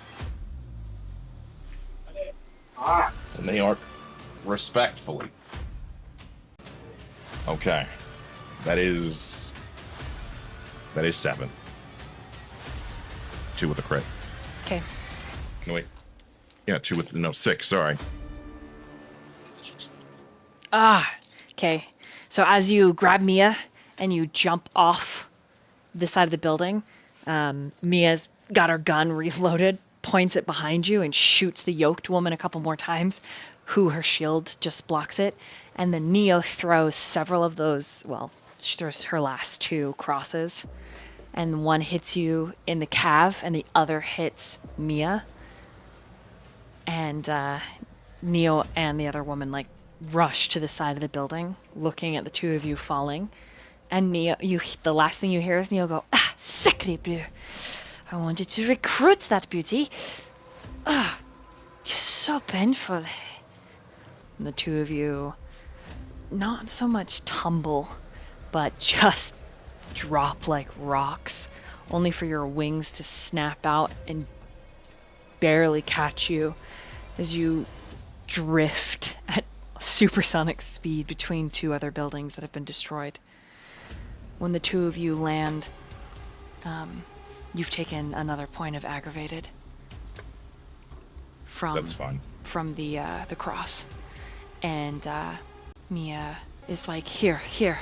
And one of her wounds that Neo's given her, she raises to your mouth. This'll help. He raises what? Her wound to your mouth that Neo gave her. Like, here, drink. You are so... how are you...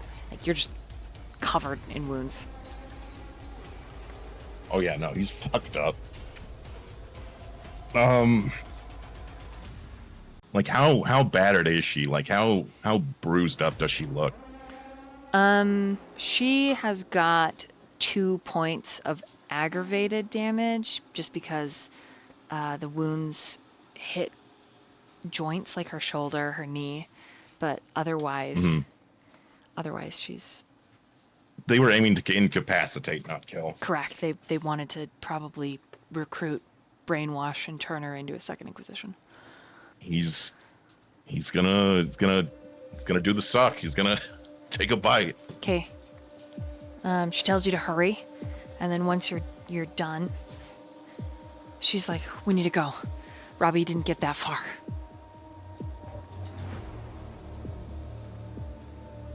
Where is he? I think he made it to the subway entrance. And the whole shit's probably completely ruined. How far away are we from the A city block. subway? All right. He's just gonna. I mean, at this point, the masquerade doesn't matter. Who gives a shit? There's already a bunch of assholes in town. He's going to just barrel towards the subway in this monstrous form. Okay. When you get there, I need you to roll a wits and awareness. Mia is now limping, like the adrenaline having worn off. But She's what? She's limping, but trying to hold on to you and keep up. Well, he would still be holding her. He wouldn't have let her go. Okay, perfect. Like I'm looking like fucking Goro from Mortal Kombat, but 2 sizes extra arms. Whew. Let me know what you get on wits and awareness. Or wits and Wits and investigation. awareness. Either one. Okay, come on, let's find my son, my baby boy. You know, hopefully it's enough. It's 4. Between the two of you, crawling through the tunnels. This subway was new, right? So there's not a whole, it's kind of like a one-liner. It doesn't like branch off. Mostly it's trolleys and trains or buses. You find him through the refuse. I mean, the pipes up above and around the subway have burst, so there's just water and sewage and electrical. Overhead, the lighting is flickering like something out of a flash mob. On the platform that you find him, it's a nasty image. You can see where he rearranged a lot of the area using a desiccated train to make what feels like a Halloween fun house that leads prey into the train. And it is in the desiccated train that you find Robbie torpid.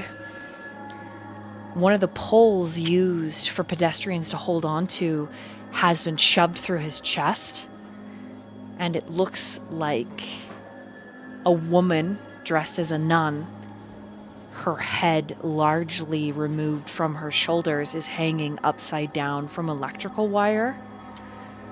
She has been mutilated.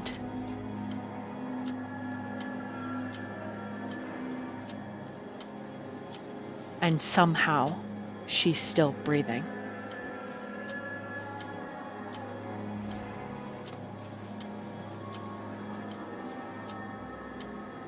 He's going to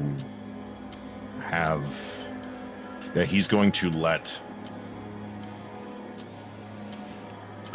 Mia go so she can Okay.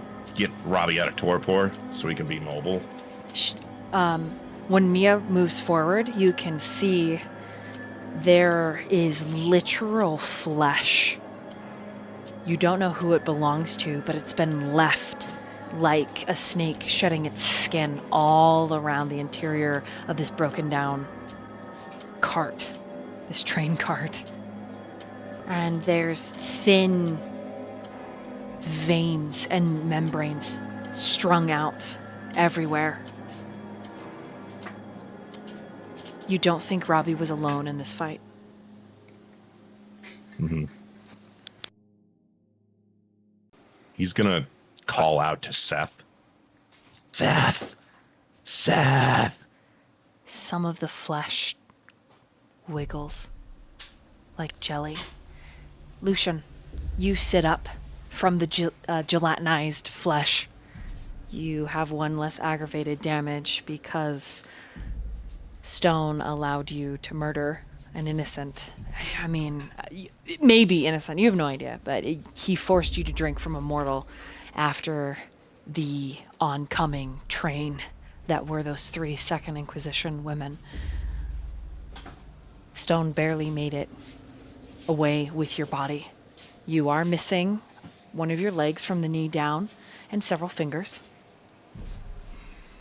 You know that Stone, half of his face, his chest, was just shaved by that rosary. And when he was stabbed by the sword, he instantly started to turn to ash. But he burrowed with you into the earth. And it was painful and it was terrible. And when you came out, you dropped into a tunnel.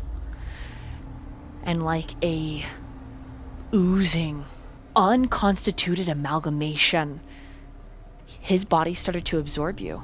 And for a moment, you knew everything and nothing, and you were fine with this, and also terrified because you had to take care of Damien. But ultimately, the amalgamation that was attempting to absorb you also wants to take care of Damien, and your goals, they aligned, so you started to let yourself seep. Some people that were caved in, passerbys in this underground tunnel, they were also absorbed into the amalgamation. You managed to bite one. And that's when you realized that your face was attached to what could be considered a shoulder.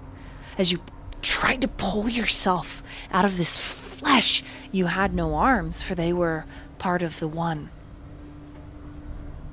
All of you, part of the one.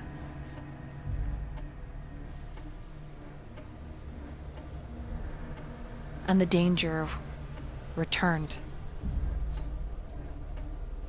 Lucian, it returned, and boy did it return. And when your face that was attached to the shoulder was cleaved by the Second Inquisition woman, you fell from the body as if you were birthed through a membrane, dropping to the ground as Stone took her face and he crushed it, only for her face to reinflate, the bones snapping back into some semblance of reality.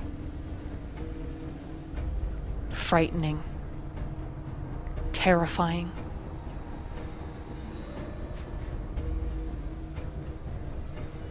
Robbie did what he could to assist, and so do you. So did you.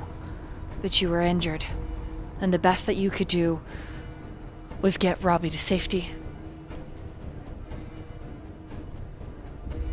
You will never unsee the horrors that you witnessed as an ancient creature took the form of the dragon.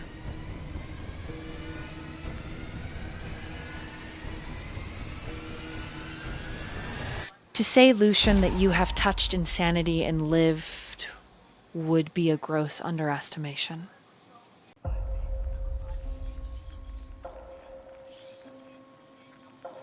So, when you sit up and you see your master, Lucian, your face is cast in horror as this flesh is clinging to you, seeking sustenance. The flesh still living, but dead. Damien, you realize that it's Lucian / Michael. What do the two of you do?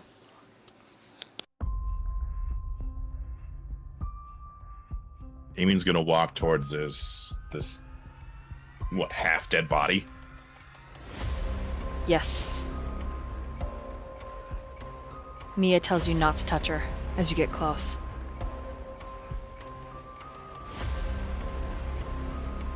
Noted.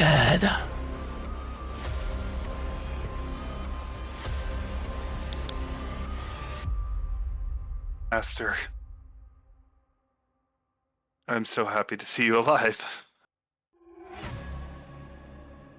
I'm glad to see you as well. As his form struggles just to move about, this kind of I know it's not probably as enclosed as it used to be, but still this giant, I guess the best way to explain it is a lamioth or something like that, kind of like a snake moth. Inigo, did you see Stone? Stone saw. is the flesh all around you.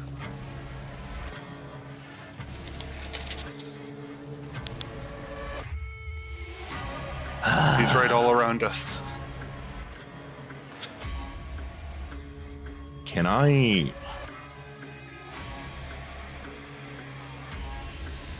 collect him and like add it on to me? Yeah, he starts to eat and absorb you when you do that. Starts to Eat and absorb you. When you put some of the flesh on, you feel that it's like absorbing into you, and it's actually a little scary. But part of you instinctually knows that not all of him needs to make it out of here for him to survive.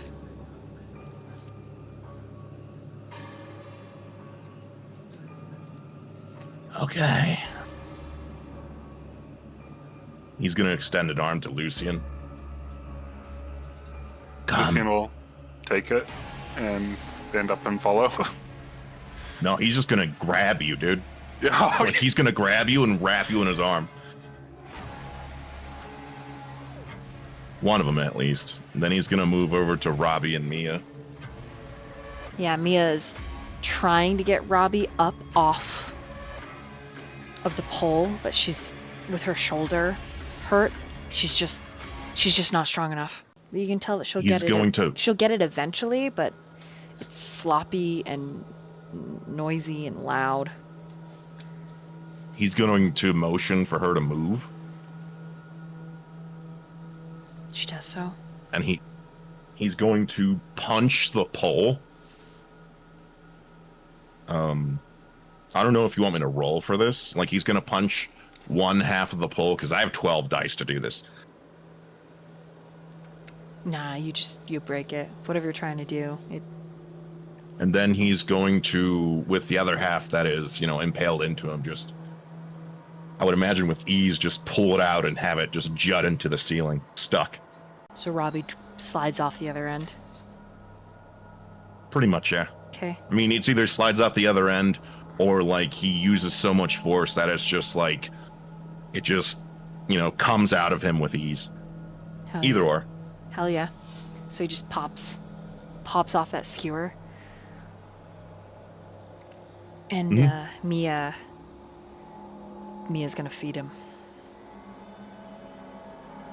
No. We need to go now. We can feed him later. She's gonna attempt to pick him up. He's just gonna scoop the both of them up in the other arm since these are large fucking arms. Okay. Robbie's stiff. Still torpid. With that said, he's going to... How put together is the ceiling above this tunnel? You would hurt them to break through it. Okay, then he would just go out the entrance at this point. Okay, once you're out the entrance, then it's a matter of like climbing up a building. And I mean, the city is still like in uproar. And like, there are innocents that see you crawling up the side of the building, and there's like raw fear and panic, and you can taste it. There's quiet screams and whispered prayers as you spread those wings and you take off. A lot of conspiracy theories this night. So many. So many are going to happen. So he's not going to go to... he's not going to go back to the base. He's actually going to go to... Oh, man. I'm trying to think here, because it would be such a self-report just to go back to their home base, just in that form. Because just this looming shadow over everything is so noticeable. He's going to... Oh, man. He's gonna skirt the trees of the forest, essentially following the road. And then as he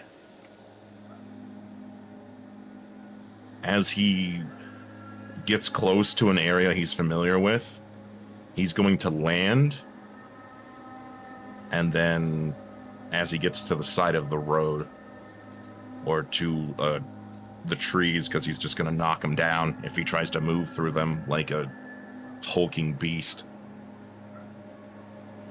You know, Aurora, give me yeah, I don't know if Mori would have paid attention to it, but Aurora, give me a intelligence and awareness. All right, yeah, sure. All right. Intelligence, awareness, okay. Gonna roll some dice. When is this happening? Like timeline wise. Oh my god, this cat is like laying on it and pressing numbers, and I'm like, please don't. That is a 3. I have 8 dice, and I have 3. What is Aurora rolling? She's rolling to notice this giant moth snake creature flying through the sky. Yeah, probably because she's still sitting there, like, kind of bereft because she's just realized that Mori's saying goodbye. Got it. Where does this take timeline wise? Because Jaqi is asking. Yeah, when Aurora's sitting there. After Mori's just left her. Okay. Would Mori pay attention to that, or is she one-track mind going for the morgue? She would have paid attention to it because there's still Second Inquisition. 5 success. I mean, I feel like you definitely notice it, yeah.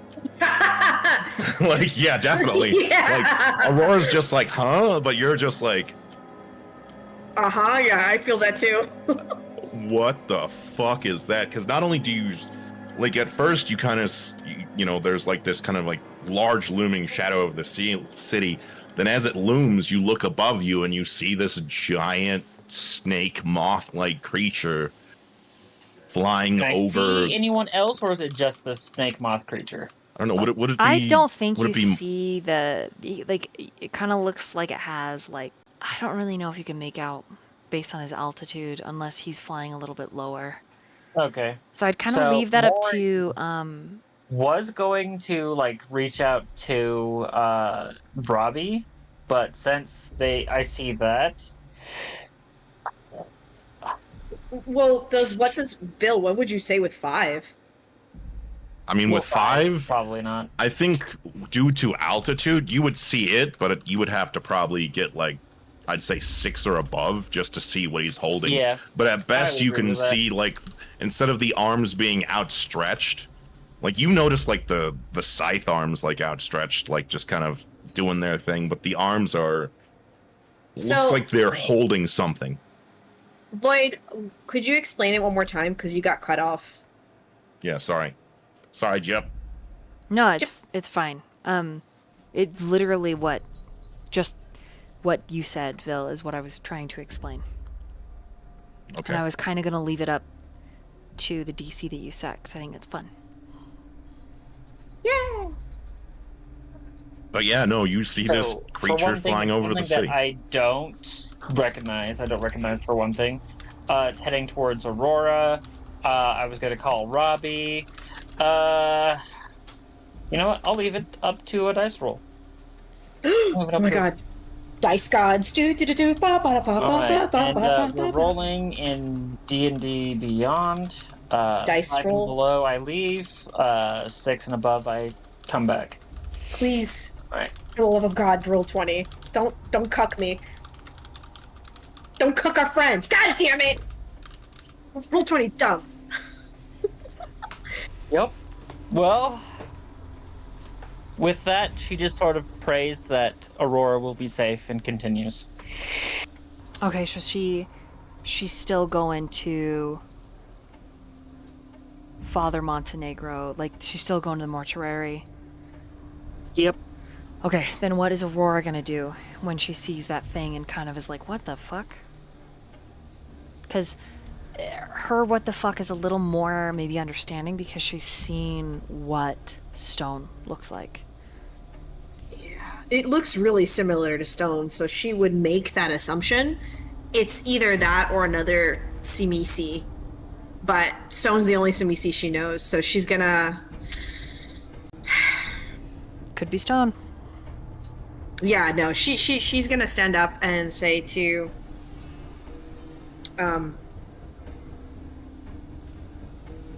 Butch, I can take you to him, but in exchange for something.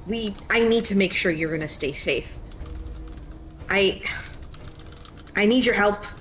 He's just staring at the fucking UFO like, what?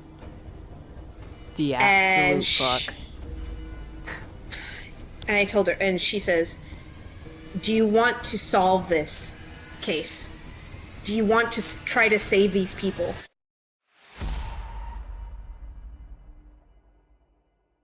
Then I'll make you a bargain. I mean, yeah, I want to save people. What the... And he's just pointing, watching, kind of in panic. I mean, what am I supposed to do? I'm a detective. I mean, I could shoot it, but I don't have a fucking RPG. I don't have military backing. That might be someone that could help us. I know they could be someone that could help us, but I need you. I want you to become I want you to become an ally. Okay, I'm here helping. Okay, but I want you to become my ghoul, which I know you're very uncomfortable with. But what? Hell no! Hell no! I am not becoming anything creepy of the night. It is not. You basically don't change. Your body stays the same, except you get extra strength and additional stuff against the creepy collies. You just... One drop above could be the difference between saving your life and you being dead and not helping anybody. What? Okay. Roll a charisma and manipulation. I was like, God damn it, I don't know. It's like, I just need this guy to not die, okay? I need to put a shoehorn in whatever wrenches there were in. My manipulation is terrible. Are we sure we don't want to do charisma? Okay, so persuasion, manipulation. Can I add 2 dice to that pool? Mm-hmm. All right. Oh god, because I've not been rolling too hot. Okay, so that's and then okay, so that's and then 2. So okay. Everybody, crossing my fingers. Oh, fuck yes. Okay. That's 1 success and 1, 2, 3, 4. That's 1 crit. And then 1, 2, 3, 4, 5. Crit is 4, so 9. Hey, slowly getting up there. 9 sucks. Yes, because He's in. I rolled. Okay. All right. I get it. Sure. Fuck.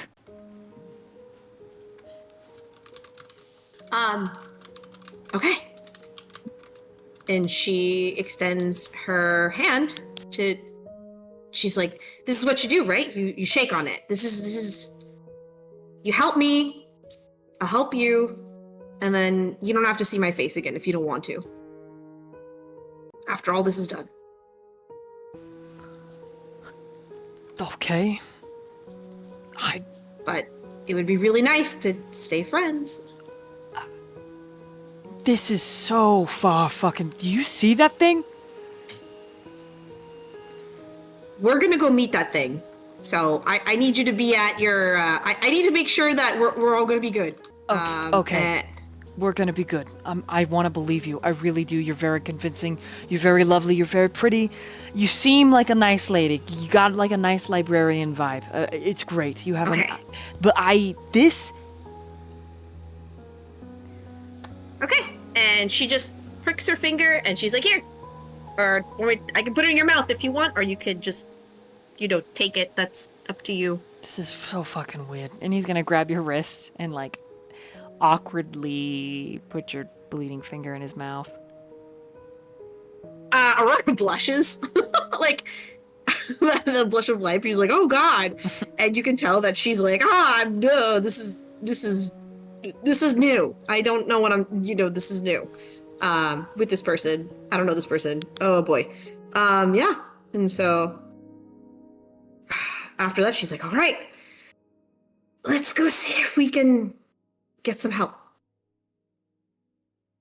Let's see if this might be...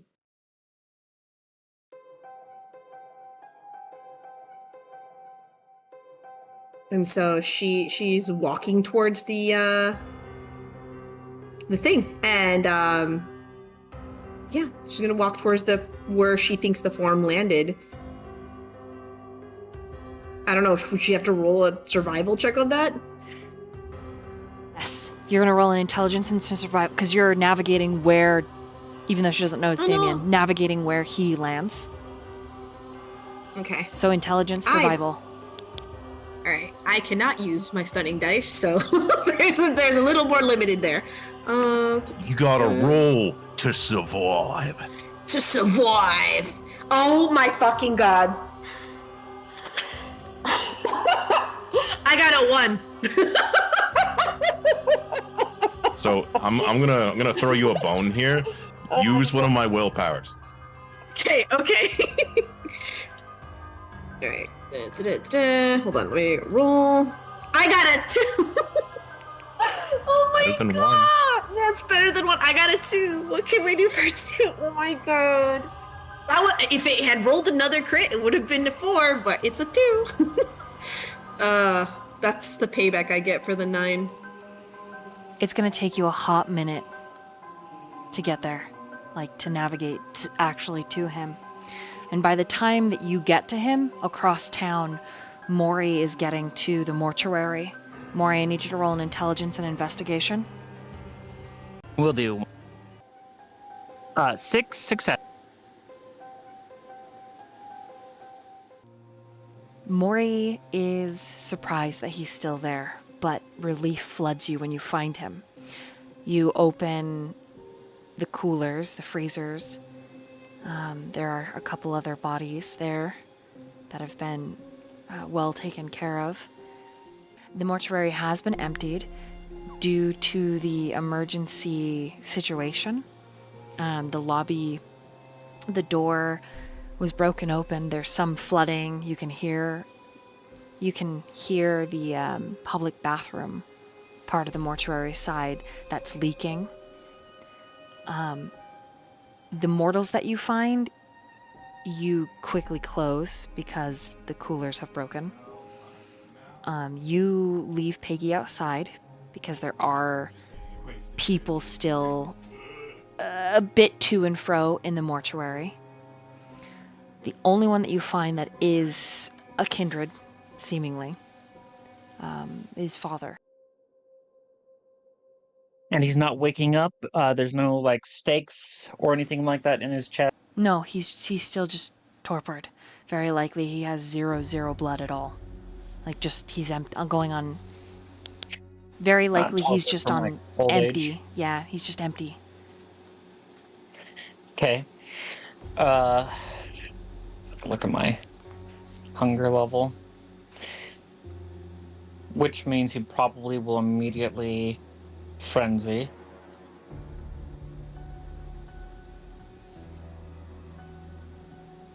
Oh. Yeah, I feed him. Cut my wrist, let the blood slowly soak into his mouth, withered out. So increase your hunger by 1. When he opens his eyes and he sits up,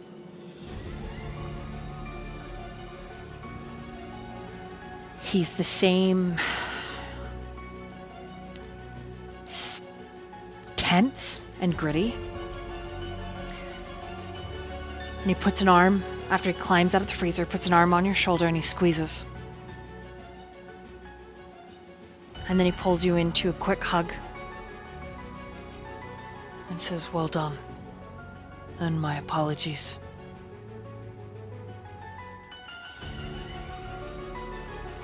This city has been compromised. It has. And then he's going to mention the mortal that you and he both have as touchstones. that lives outside of the city at a cabin. A mortal that you have not been able to access or speak to the entire campaign. He suggests perhaps we retreat there. We recover and we assess. Sounds like a plan. I have my sister with me. Is there anyone else we should look for before we venture? He gets a really stoic expression and says, Kindreds have no gods, and so we must be the judgment, the blade, the gavel that falls.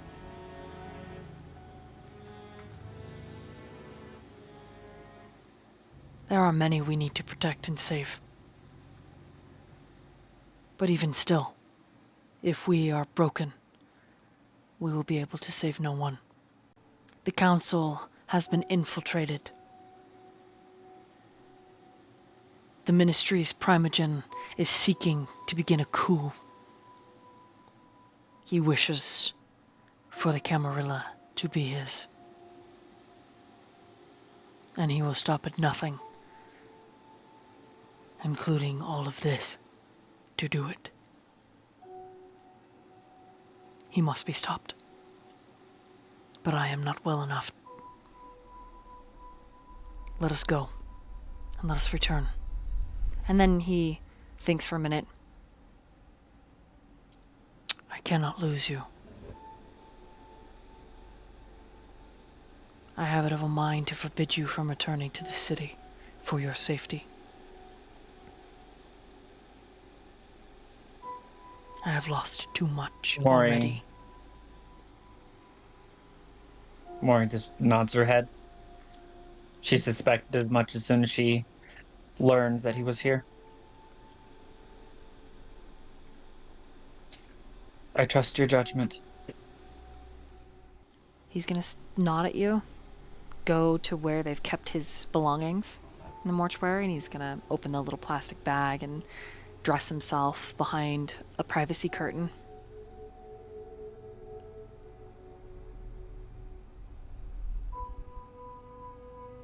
I'll hand him some of my weapons so that he's at least armed in case we do run into trouble. He'll only take one. Then I'll give him the magnum. The ministry's actions have called upon us the Second Inquisition. I believe they've come in number. We ran into 3. Yeah, he's just gonna rub his face like, oh god. Okay, we leave. And they'll go collect Peggy. He doesn't have anyone else or anywhere else he wants to go. He believes all the safe houses are corrupted. But any files that he might have had should have been destroyed, but he was caught unaware. Mm-hmm. And he's gonna... Is it the ministry that betrayed you? He nods. We will need to tell the primogen. Alma, if he is here, get him a message. But without my assured and your assured safety, I will not approach the ivory tower. It is my belief that me and my... and she catches herself. Coterie have been specifically targeted by them. I don't know if I would trust anyone in the ivory tower. Yeah, he's gonna sigh.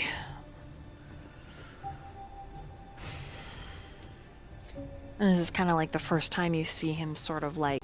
He's almost at a loss of what to do. Like, he's almost just not sure. Mori's just going to say, I had no trustable allies that I could call on for help. The only thing I managed to do was stay alive.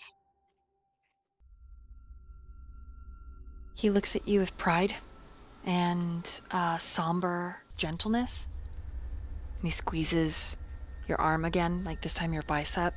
almost like an apology that he was gone. You can tell Mori that he feels guilty. You can tell that he wants to punish himself for basically getting jumped because that was a lapse in his judgment, a lapse in his capability, a lapse in his security. He trusted the wrong people.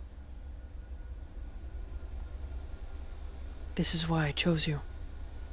Because you are the only one I can trust. Even the other Banu. Mercy be upon them.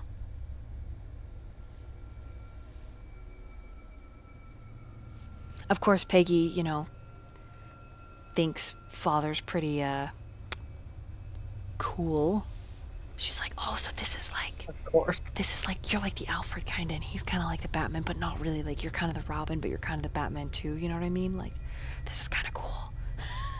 So, you're a vampire too? We are called Kindreds, now hush. She's like, oh, so how old are you? And he's like, hush.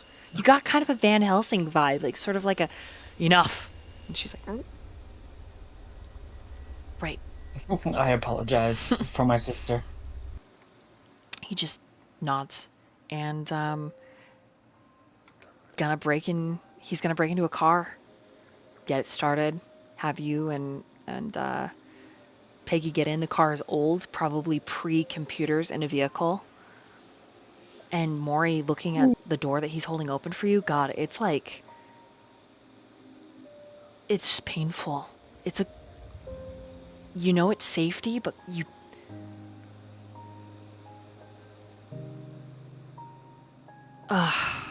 it's hard.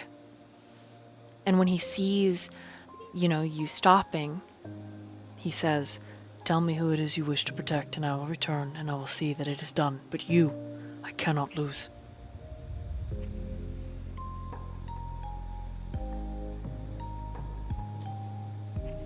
Come, child mine. She clenches her jaw and says, I have a lover. Her name is Aurora. I would be very appreciative if she were to survive. He nods. You will explain all to me on the ride, and I will see that she is kept safe when I return.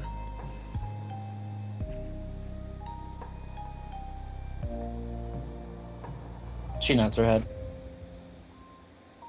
takes a deep breath, and then looks at Peggy. So we're just... I don't know what a Batman is, but if you want to be able to fight those supernatural monsters that we've been searching for this entire time, there's no better teacher.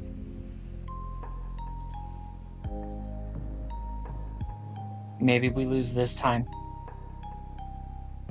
It doesn't mean that we've lost the war.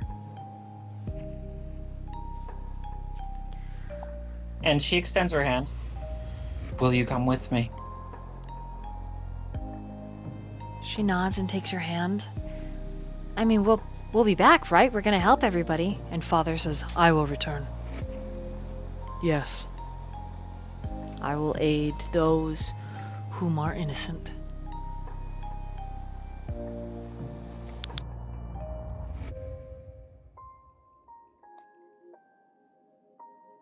She squeezes Peggy's hand. We'll be there to protect those that we can. Unfortunately, this battle is lost. The Second Inquisition is not a foe that we can take on, even if it is to save everyone here. Peggy climbs into the car. Father drives.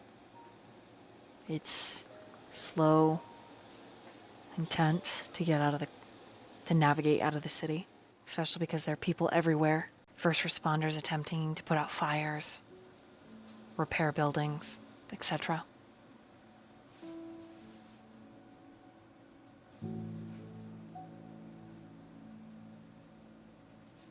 Is there any final thing Mori would do? Peggy still has her phone if she'd like to use it. I think she'd borrow, or ask if she could borrow Peggy's phone. Mm-hmm. And message Robbie, one of the numbers that she memorized. Okay. What does she message him?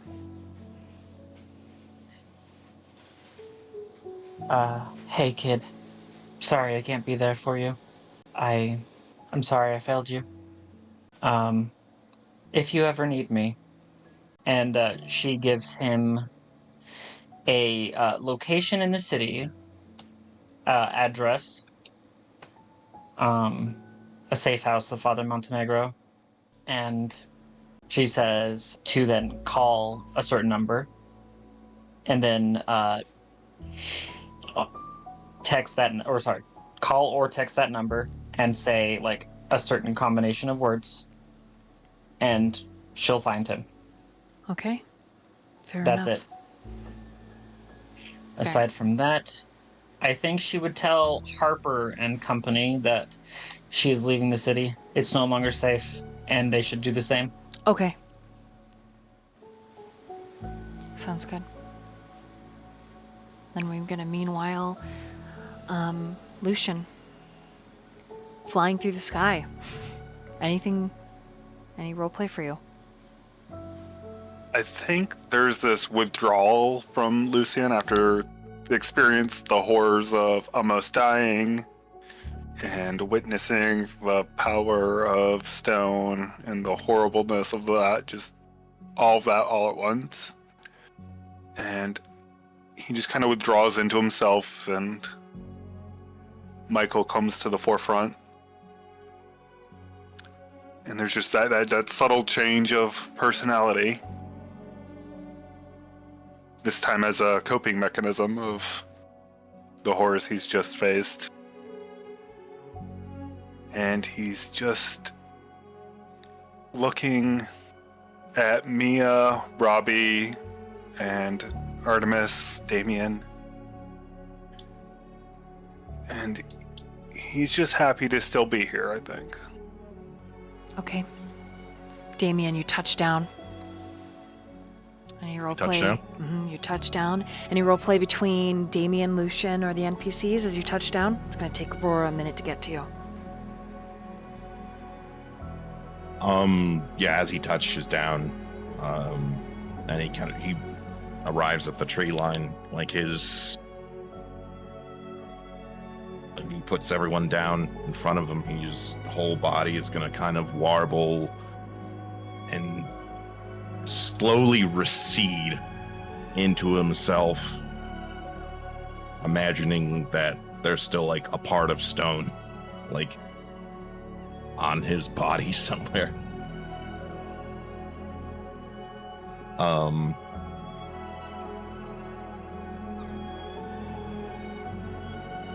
Can you do me a favor, Lucian? Of course, Master. I can do anything for you. Do you correct him at all if you're Michael or Lucian? No, Michael wouldn't correct you.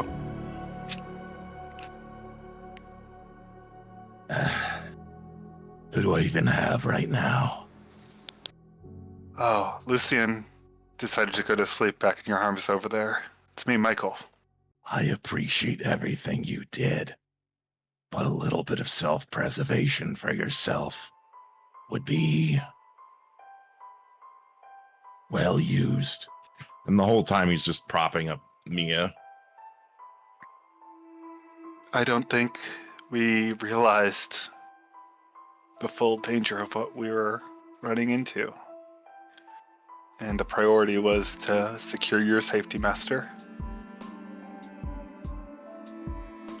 Of course, I want to survive, so I can serve you forever.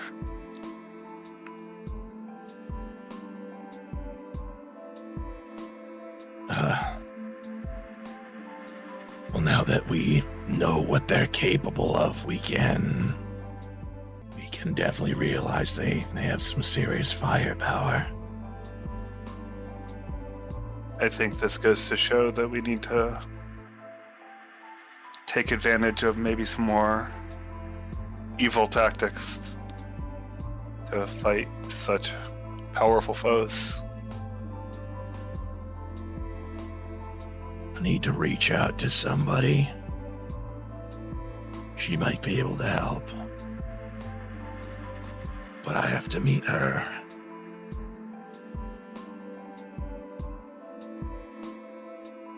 He's gonna nudge Mia. Hey, She blinks. She's just staring at Robbie, like holding him. Like, she looks shell-shocked. Not all there.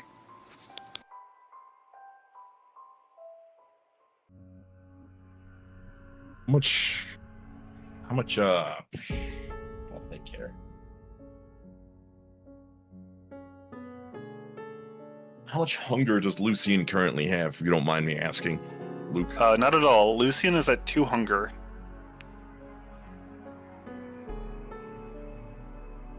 I need you to wake him up. Of Not course, too much. Master.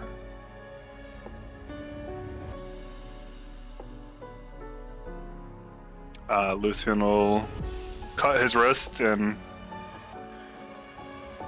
offer it to Robbie. Yeah, I mean, he's in torpor still. You have to, like, Yep. pour it down his gullet, and then eventually he latches on, and your hunger increases by 1. And you've got to, like, force your hand away for him to stop. I make sure not to give him too much. Okay. And then he's sputtering, and he's rolls onto his side and is like, I'm so hungry. Everything hurts. What the Michael will fuck? just rub his back. Try to comfort him. Don't worry. What the fuck? I'm gonna make a... We've met our match, pal. What the This isn't the fuck end yet. was that? What was that? And he's just like talking into the grass, and then he starts to cry. You can hear the panic, and it's just, you think his body just needs the release of all the adrenaline and endorphins, and he cries for a minute. He doesn't shed too many tears, but like it's hard, and it's over quickly. Then he hugs Mia. Mia clings to him, and he's like, what the fuck? You're bleeding everywhere. She just repeats what you say, Damien. We met our match. Oh, Damien's definitely fucked up. Like, he is messed up. He is bloody as hell. So is Michael. Yeah, you all look like shit. Michael, oh god, 5 aggravated wounds on Michael. He's like basically melted. And that's the point. After several moments of Robbie just in shock, just unadulterated shock. Mia, you can tell she's kind of disassociating in her shock. Like, she can't really fathom everything that happened. There's a lull for several minutes, and then you catch a glimpse of little tiny librarian Aurora and this hard-ass ex-cop coming up over the bend.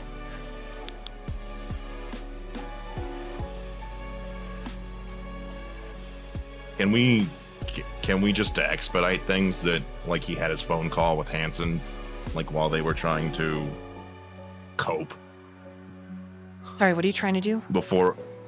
So I would like to, I put it in the chat, Yes. but essentially he was able to call Hansen, like, bring blood bags. Like, I need you to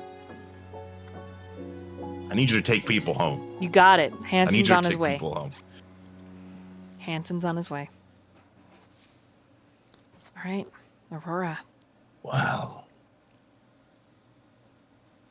Look what the night dragged in. Aurora is still. And then she turns to Butch and she's like, this is Damien.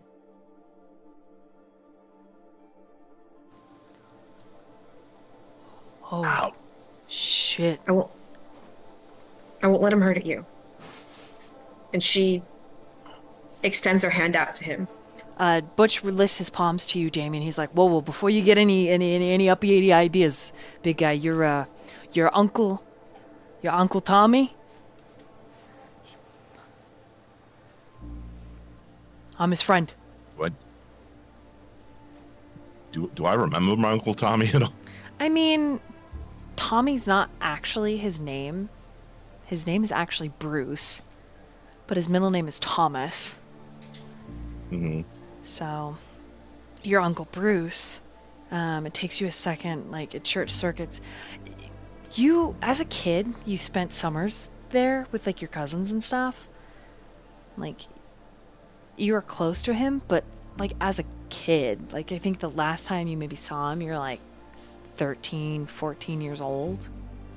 I mean, he would send you cards for your birthday and every holiday, but as far as like a genuine like spending time with each other, there wasn't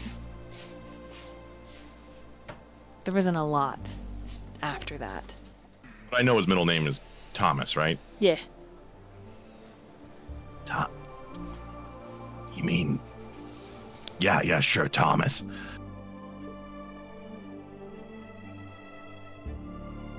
All right, you're his friend. Yeah, you went missing. You went missing and he hired me to find you. 6, I forget how long it is. 3, 6 months. I don't remember. Kinda. Yeah. I mean, he told me to... Yeah, pretty much. I mean...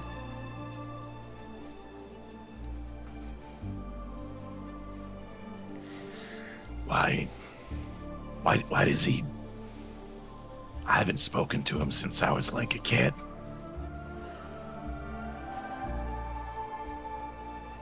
He's gone. Tommy, he's gone. He wanted me to get all of his estates to you. You know, since... You wanna come in closer? Swear to God, I don't bite. You just look real scary. I don't know what happened to you since you became a vampire, but it looks like it's been rough.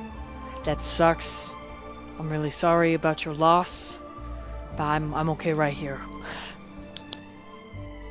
It's the snake face, isn't it? That's what does it for everyone. You know, there's just like a general aura of evil around that wraps around you. I don't really think it's I think it's more like it's just the overall package. It's very intimidating. I think you're misunderstood, Master.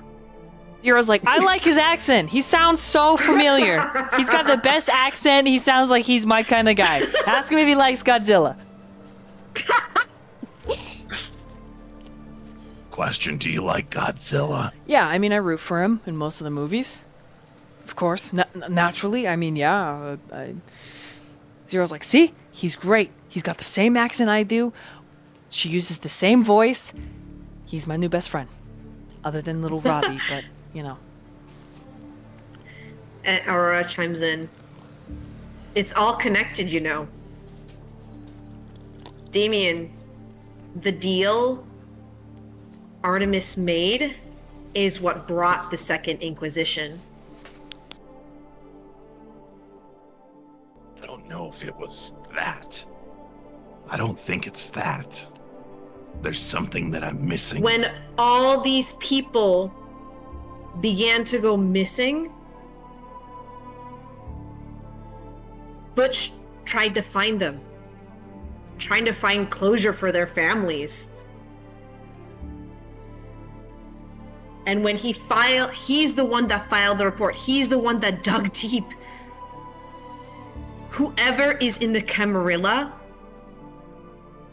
doesn't want us here and brought them here.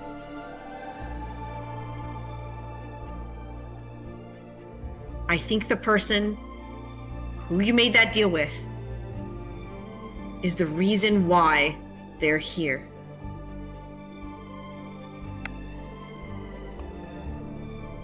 So I'm going to give slight context because I don't like disclosing private deals.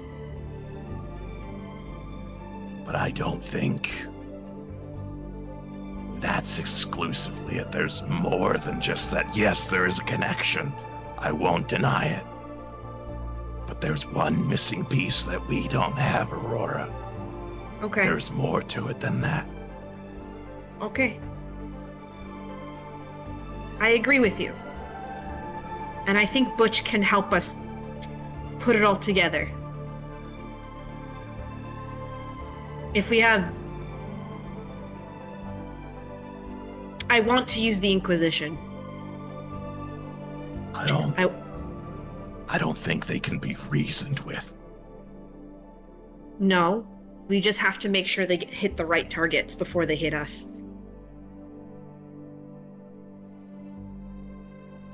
I think the Second Inquisition needs to be deterred from hitting us. I don't think they care about anything besides whatever we are in that city. And right now after what I did, we're definitely public enemy number one.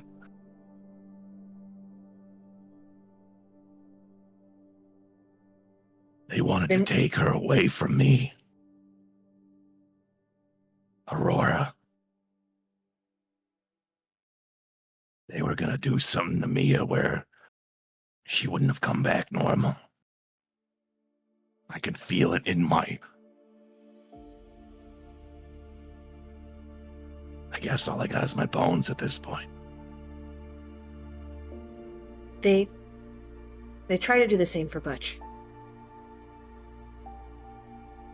I think. I'm pretty sure. But also, you have to know. Mori's gone. And if Mori's gone and she's running, you know that whatever we decide to do, if we run, we live, but if we lick our wounds, we retreat, we regroup, maybe in the end, even if we lose, we win. Because we get to save these people that didn't do anything. I got caught up in our mess and our politics that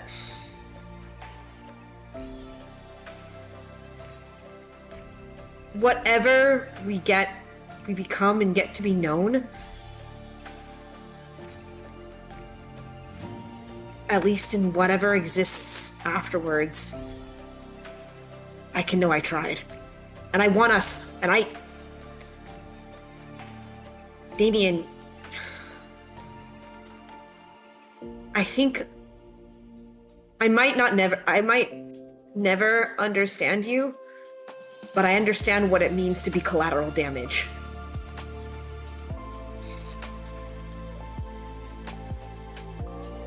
And I want to say I'm sorry. Genuinely, I'm sorry.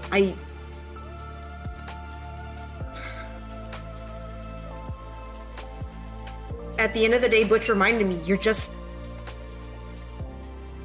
a guy who had a life, and that was all taken from you. And now you're just trying to protect what's important to you. And I want to protect that too.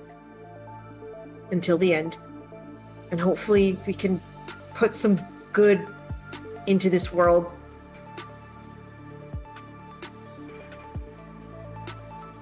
Even if we're the bad guys.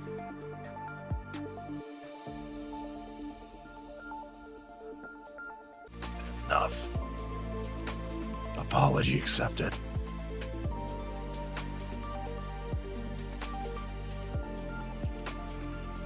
I did some things that weren't right, so I guess this is my way of extending the olive branch. So I'm sorry.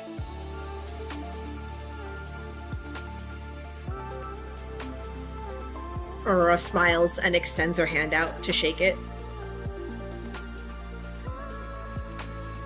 Yeah, you shake his hand, but it's just like covered in blood. Yeah, it's like everyone's so hers is like her hand is like her arm is like half melted, your hand's bloody, and Aurora starts to kind of laugh, and she's like, "Oh my god, we are such a mess." I just have one question. How did you even find me?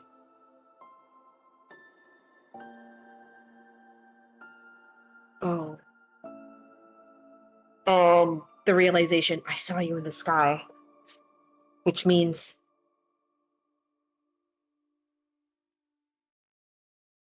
and then she kind of goes alert and starts looking around.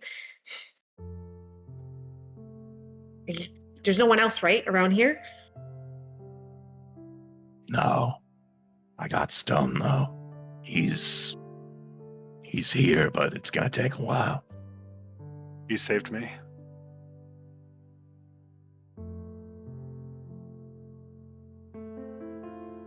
Thank you. By the way, Butch, if you think I have intimidating aura, just you wait.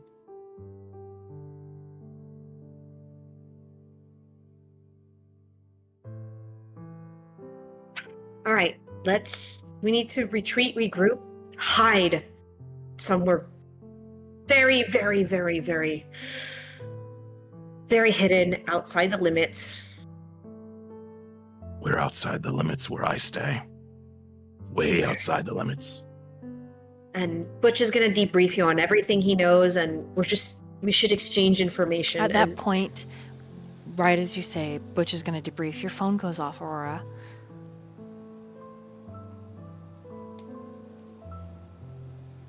And she looks at the caller ID. It's a text message from Mori, or from Peggy.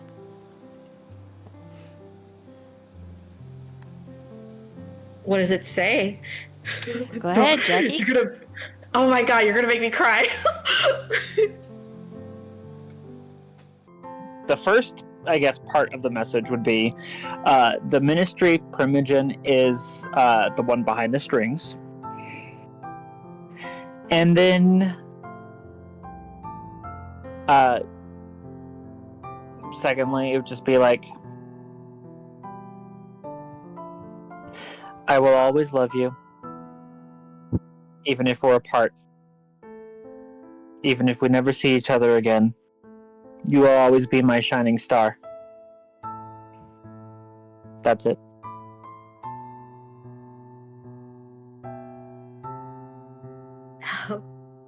Yeah, I'm already crying.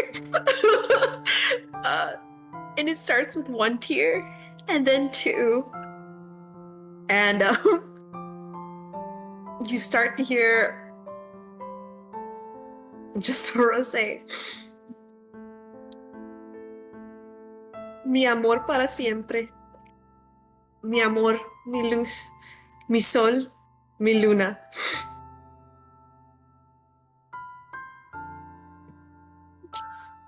And in Spanish, it translates to my light, my star, my sun, and my moon.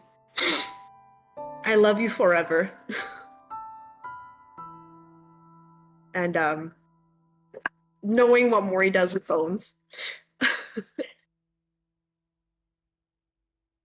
Aurora doesn't. I think she doesn't respond, but just silently weeps. In all that she has left of Mori, which is this message and her coat.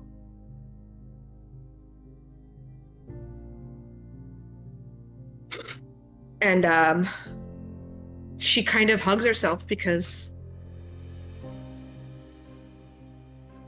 even in a room full of people, she feels alone.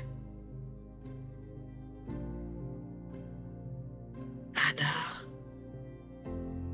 she puts the phone away and she's like,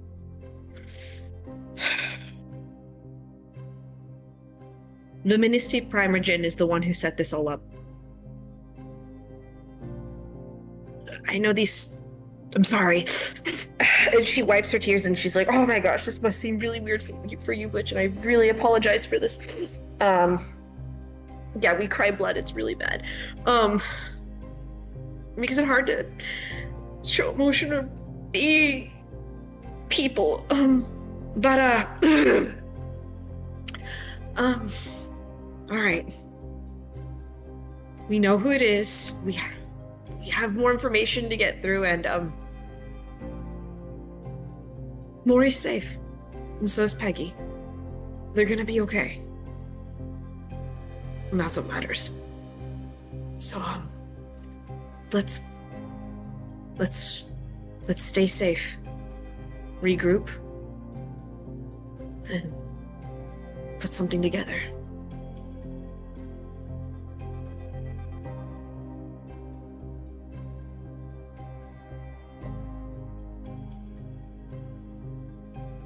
Sounds like a plan. Robbie literally just walks up to Aurora at that point and hugs her, like pulls her against him.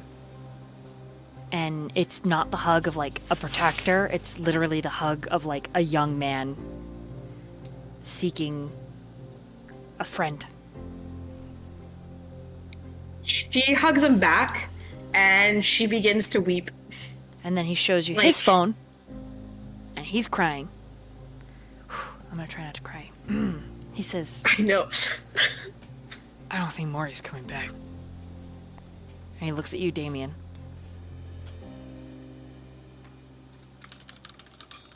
I don't think she's coming back. And it's heartbreaking. Because Mori was his friend. And he looks at Michael, who he knows is Michael because he heard you say that.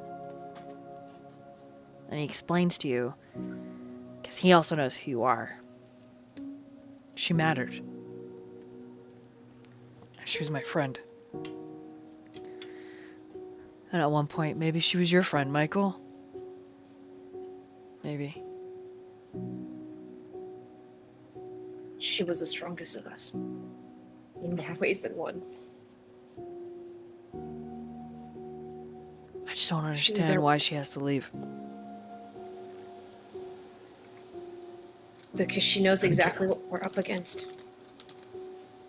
And she wants to protect the thing that matters most to her. Peggy.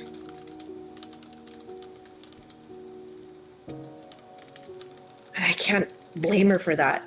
A part of me is also happy she's out of harm's way, because I don't know what would happen if anything happened to her. I don't think I could. I don't know if I could. I don't know if I could.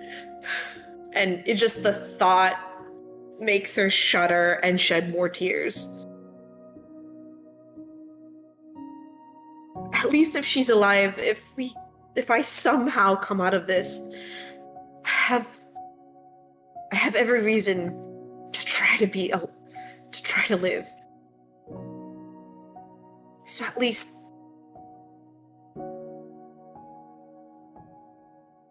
I can have someone to find and go home to. Because she's home.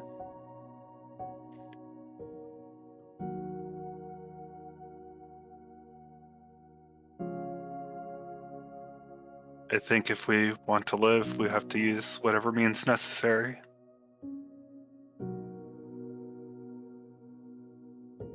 I don't think this is going to be a fair fight one way or another. You're right. He's gonna move over to Mia and kiss her on the forehead. She mutters, I think God hates us.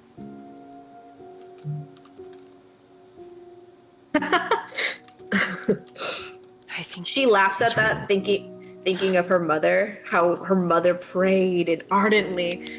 I'm just like, trust me, he definitely does, because my didn't answer a goddamn prayer my mom ever prayed. I think God doesn't care about the world. He abandoned us long ago. all that's left is us. What's left on the world? So let's do what God doesn't do and actually do something. Fair enough. And I need to make one phone call, because this could be something that puts us closer to the edge. And he's going to call Agatha.